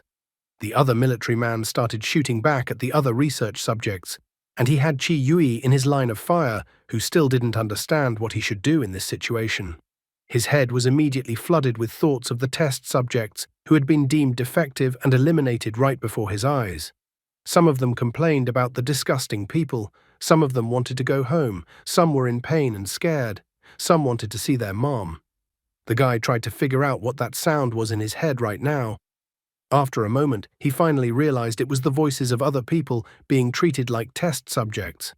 The test subjects couldn't go home anymore, but they thought the guy should go home, so they asked over and over again to let him go, and asked him to flee on his own, while they themselves threw themselves under the bullets of the military to detain the military.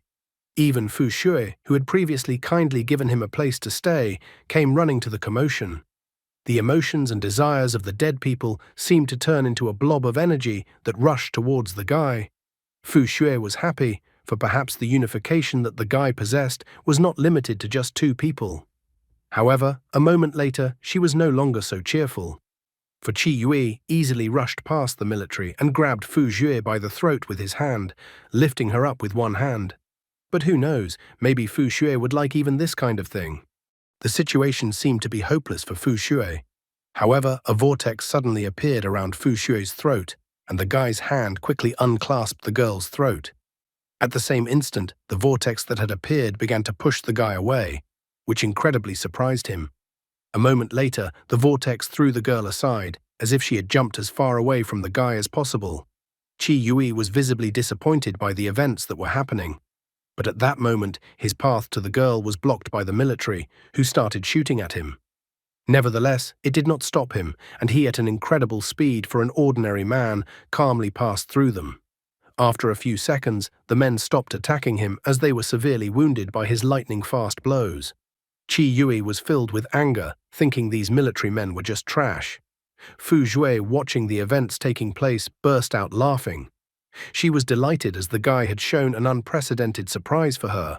Fu Shui was thrilled that the guy was so strong, but despite all this, Fu Shui was a little disappointed that she wouldn't have enough time to prepare.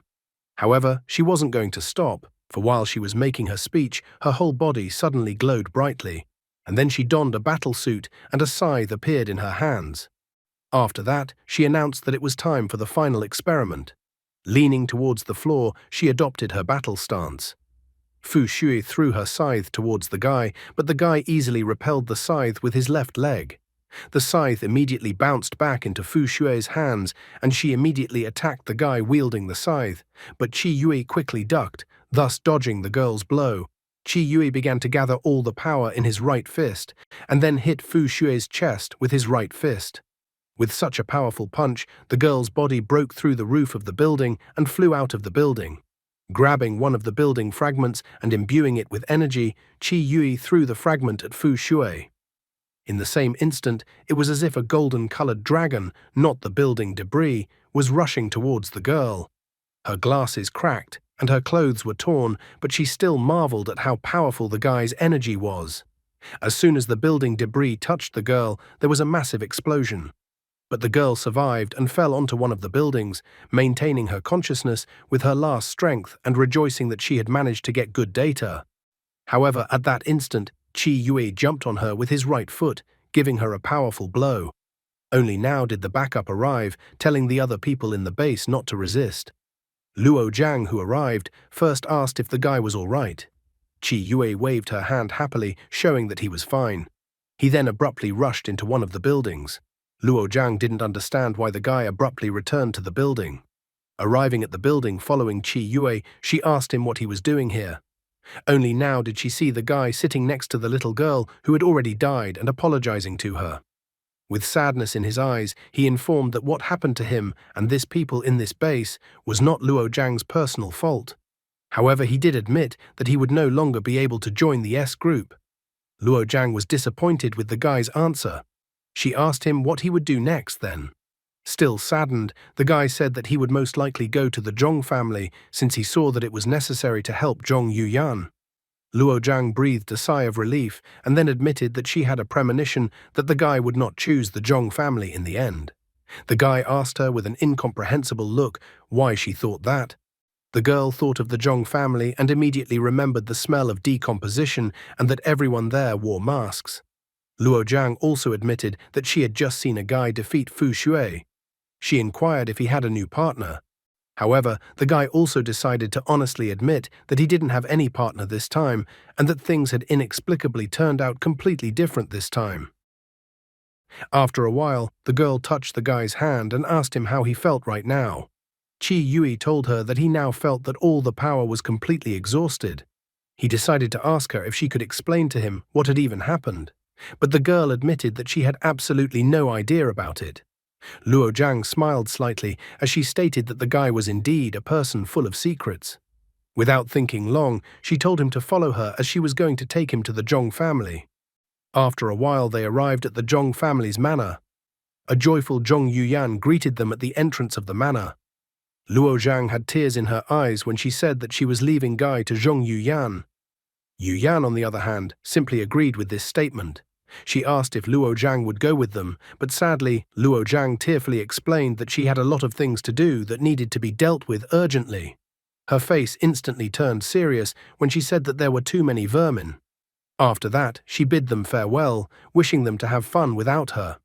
Zhong Yuyan was even a little puzzled as to how the whole upcoming process could be fun. Soon they arrived again at the head of the Zhong family, the same old man whose vile behavior caused the guy to leave the Zhong family's estate last time.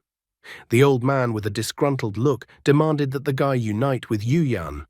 However, the guy was not satisfied with this and asked what would happen if he didn't want to do so. At this moment, another guy jumped up. He was displeased at how dare Qi Yue speak to the master in such a tone. Qi Yue brushed his right ear with his finger and stated that he didn't understand where the barking had just come from. The guy was just angry at being compared to a dog. But then an old man intervened and told him to stop arguing. Qi Yue even demanded that the guy be sent to the testing ground. The girl immediately decided to intervene, trying to appeal to her father. But her father asked her to wait for now. He informed Guy that first of all, he had only come because of Zhong Yuyan. He was about to continue speaking, but Qi Yue interrupted him. He angrily stated that he would not serve the old man, and then showed the old man the middle finger of his right hand. After that, the guy defiantly turned around and headed towards the exit. Now, the old man stated for the second brother to arrange a marriage for Yuyan, and that one should continue to prepare for the wedding. This kind of statement from her father was incredibly shocking to Zhong Yuyan. After all, she didn't expect to hear something like this today. Qi Yue was also extremely displeased with the old man's wish. The old man stated that if she couldn't handle even such a small thing, then there was no value in it. The guy also stated that there was no point in holding Qi Yue back since he was as disloyal to them as possible. Qi Yue stopped and inquired what the guy meant. Then the guy revealed that he originally wanted to kidnap Qi Yue after learning about his abilities, or was going to start by investigating Qi Yue's younger sister to begin with. However, looking at Yuyan, the guy stated that she ruined everything. The guy confessed that at first he thought the girl had ambitions for family wealth, but he was surprised to find out that the girl just fell in love with Qi Yue and can't think clearly when she sees him. So since the girl wants it, the guy decided that her wish should be granted. He stated that she should go to the backyard and become a tool to produce pattern babies. The girl was shocked when she heard such creepy words. She didn't expect the guy to have such an opinion of her at all. But all of this was interrupted by Qi Yue. He told the guy to shut up. After his words, the girl turned her attention to him. Qi Yue did not stop there. He said that the guy is only a pathetic provocateur, but he accepts this provocation and is ready for the challenge. The old man was happy about this. He declared with a smile that Chi Yui needed to go to the testing ground. After a while, Chi Yue and Zhong Yuyan stood in front of a giant massive door. This moment seemed quite familiar to him. With a sad look, Zhong Yuyan wanted to tell him something, that she wasn't really like this at all. However, the guy only smilingly inquired why she didn't tell him everything right away. The guy confessed that if the bastard hadn't told him everything, he would never have known how much Zhong Yuyan was helping him and how much she was doing for him. The girl's face turned incredibly red in the same instant as she declared that she hadn't done anything special at all.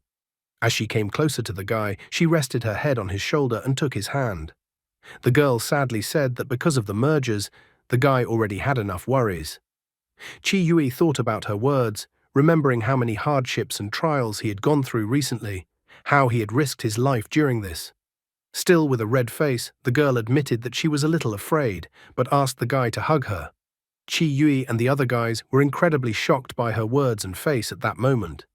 The guy was of course willing to do what the girl asked him to do, but he didn't understand why other people should be present and watching them.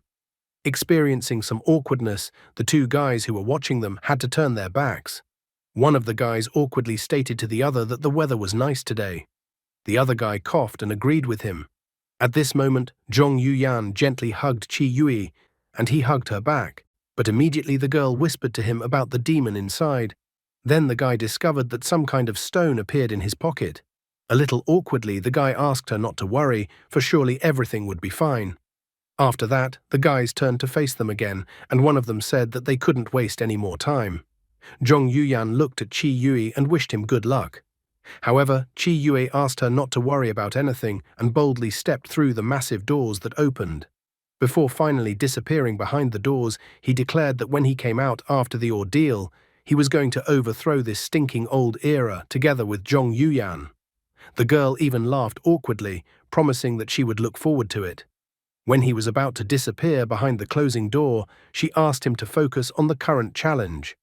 After all, she wasn't really alone now, and besides what the guy was doing, the girls also had their own battlefield. Where would their revolutionary spirit lead them to? Walking through the door, Chi Yue found himself as if in some kind of dungeon, and torches hung on the edges of the brick walls. Ahead was the next room, the bright light of which fell into this room, making it hard to see what the guy was waiting for next. Suddenly, from the doorway with the bright light, he heard a man's voice calling someone two useless creatures. The man's voice sounded quite familiar to the guy. After a moment, he realized who the outraged man was. So, not wanting to put the matter off any longer, he gathered his confidence and went to the next room, where an incredibly bright light was burning. However, Chi Yui was not alone in this place. Another guy had entered with him. The guy looked at the receding figure of Chi Yue. He admitted to himself that he was very curious to see how many layers of inner demons Chi Yue would be able to endure. When he said that, he had a smile on his face. This guy was the same guy who, along with another guy, released Chi Yui from the confinement by one of S Group's directors, Fu Shui. After a while, one rainy afternoon, the brother hugged his crying sister and begged his father not to leave.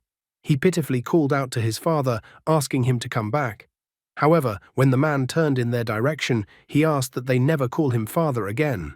He was extremely angry that his daughter and son were the most worthless people possible, so he wanted nothing to do with them.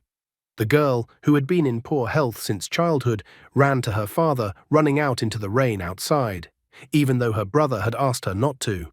When she ran up to her father, promising that from now on everything would definitely be fine in their family.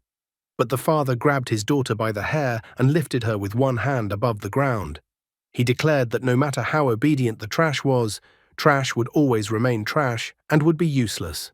The brother rushed to his sister's aid, telling their father to let his sister go. However, the father did not like his son's behavior and easily knocked him out.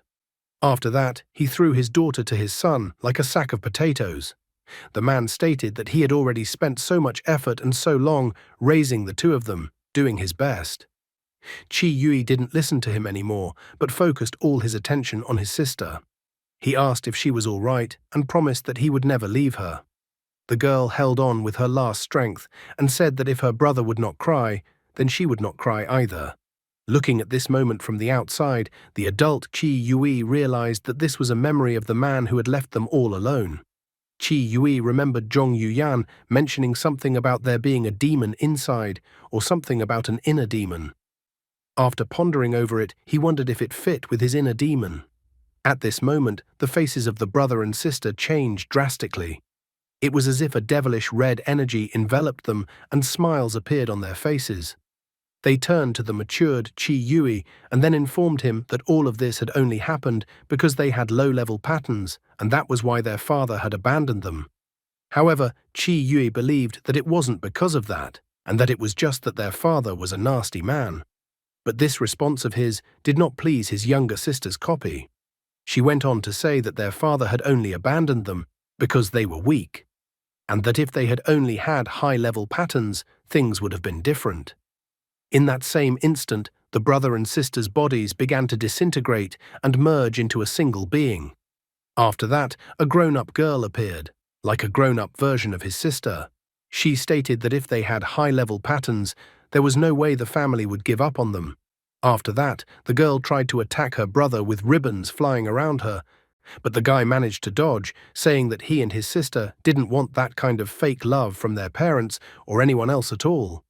The adult version of his sister continued to attack him, claiming that they wanted a father and a mother.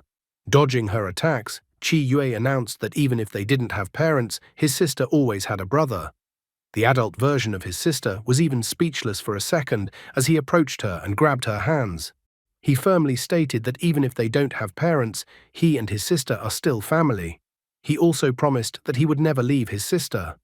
The sister's eyes began to change to human eyes, and she even cried as she called out to her brother. However, in the next instant, the guy received a fist punch to the chest from his opponent.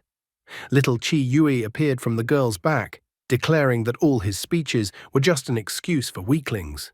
He grabbed his sister by the shoulders, declaring that even though Lingling was weak, if Qi Yui was strong enough, their father wouldn't abandon them.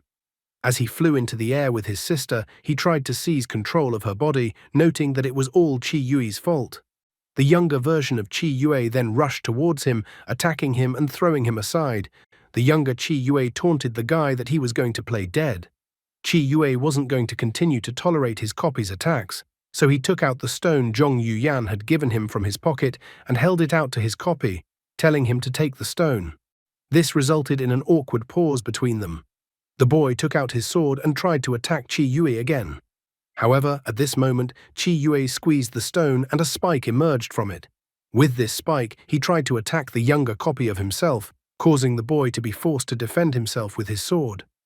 Xiaoling materialized in front of Qi Yui like a genie from a lamp, with a sword in her hands and enveloped in flames. Stepping with her sneakers on the pavement, the girl indicated that she would explain the details to the guy later. She held out a hand to help the guy stand up and wondered if she had made it in time. As soon as their hands made contact, everything immediately embraced the flames around them. As a result of their souls merging, Qi Yui regained his strength. Then, pushing off the asphalt and flapping his wings, he flew at great speed towards his childhood copy. The last thing the boy saw was a phoenix appearing in front of him, burning everything around him. After a while, it was all over. Looking at the childhood versions of himself and his sister, the guy admitted that he was good at protecting his sister. The childhood versions of him and his sister were smiling at this moment, dissolving into the night. Suddenly, it was as if an earthquake had occurred under Qi Yui and Xiaoling's feet. It caused a huge crevice to form, and they fell into it. After a while, they were safely walking around this strange place. Xiaoling wondered why the guy was so obsessive about the shopping streets. Inadvertently, she even thought that the guy had an upset stomach, but the guy rejected her assumption. Touching him on the shoulder, the girl asked him with a sly smile to let her first explain how she had managed to get to this place. Xiaoling took the stone in her hand, informing her that the stone was a pointer. Using this stone, Lan Yuan can transfer to the guy their spiritual power and energy. Xiaoling's body is not far from Lan Yuan, and she is actually sleeping right now. The girl exhaled and sadly explained that this method has its disadvantages. Only one person can come at a time. She was saddened by this news, because if the 5 of them came together, it would be impossible to defeat them. As he imagined this moment, he thought of the scene where the five of them are riding down the same road on a motorcycle. Cold sweat broke out on Guy's face from her imaginings. He was also surprised that Zhong Yuyan was prepared for their outing today. Xiaoling explained that Zhong Yuyan had informed them that she had prepared this plan a long time ago. In addition, the girl revealed that Zhong Yuyan had met Lan Yuan even before the guy knew about Lan Yuan. Smiling playfully, she also revealed that Zhong Yuyan had actually stopped the guy last time because she had a backup plan. However, the girl's smile became even bigger when she announced that Zhong Yuyan had absolutely never expected that there would be a hero who would come to the beauty's rescue. The girl was amused by the whole situation, so she continued to banter. She wondered if the guy had seen Zhong Yuyan's facial expressions when she told her plan. Xiaoling noticed how red Zhong Yuyan's face was at this time. Watching the guy's reaction to those words, the girl continued her amusement. But the fun was bound to end sooner or later, so their merry conversation was soon interrupted. From one of the alleyways, they heard shouts of a crowd beating and insulting someone who was too insolent. Qi Yue immediately ran towards the direction of the shouts coming from. The girl was surprised. Did the guy really have this feeling that he absolutely had to save people? But the guy quickly refuted her words, saying that he was running to save himself. Soon they came running to the place from where the screams were coming from. On the spot, they found three guys bullying one guy in every possible way, who was trying to defend himself from the bullies' blows. Qi Yue recalled that these were his memories of the day when the bullies had once again bullied him because he was a low-level pattern weakling. He realized that only by reliving all his traumatic ones to the end was it possible to communicate with his inner demon. However, the fiery Xiaoling couldn't just stand by and watch a guy get beaten up by bullies. Waving her fists, she rushed to teach the bullies to respect other people. But suddenly, to her surprise, the girl just walked right past the bullies and did not do any damage to them, as if she was a ghost. Turning to the guy, she was incredibly angry, wondering if there was anything he could do about it. But Qi Yue admitted that he was completely powerless and could do nothing about the situation. Xiaoling was not someone who could contain her emotions, so being near younger Qi Yue, the girl vented her anger using her flame. The bullies immediately moved a few meters away from younger Qi Yue. One of the bullies was surprised to see the power of the girl's pattern. The girl made Qi Yue smile, for the bullies were afraid of the pattern power. He remembered the past confrontation with himself. Now he realized more that with the pattern power, it was possible to wound the inner demon and interrupt the memory. Xiaoling's face finally appeared on her face because she was happy that she would definitely deal with the bullies now. She attacked each of the bullies with her flames, fiercely attacking them to get rid of such vile people. After that, she rushed towards little Qi Yue, switching from battle mode to normal mode. However, this was her mistake, as little Qi Yue was also a guy's inner demon. He pierced through the weakened girl's weakened defenses with his blade. Qi Yue ran towards her as he was worried about her and her life. Even though little Qi Yue stabbed her with his blade, the girl didn't even get angry at him, but simply told Qi Yue that they would see him outside while her body dissolved into the void like ashes in the wind. After that, little Qi Yue picked up the blade with a creepy smile on his face. The guy stated that all strong people were bad people. It was not something else he should have expected to hear from the boy. After all, only people who were stronger than him were constantly bullying him. So it was normal for him to think that all strong people were bad people. So which girl will be the next Pokemon that the guy will call for help? And that's all for today. Thank you very much for watching the video. If you would like to see a sequel, please like, subscribe to the channel, and leave your wishes in the comments. You can also subscribe to Telegram to know about new videos. Bye everybody.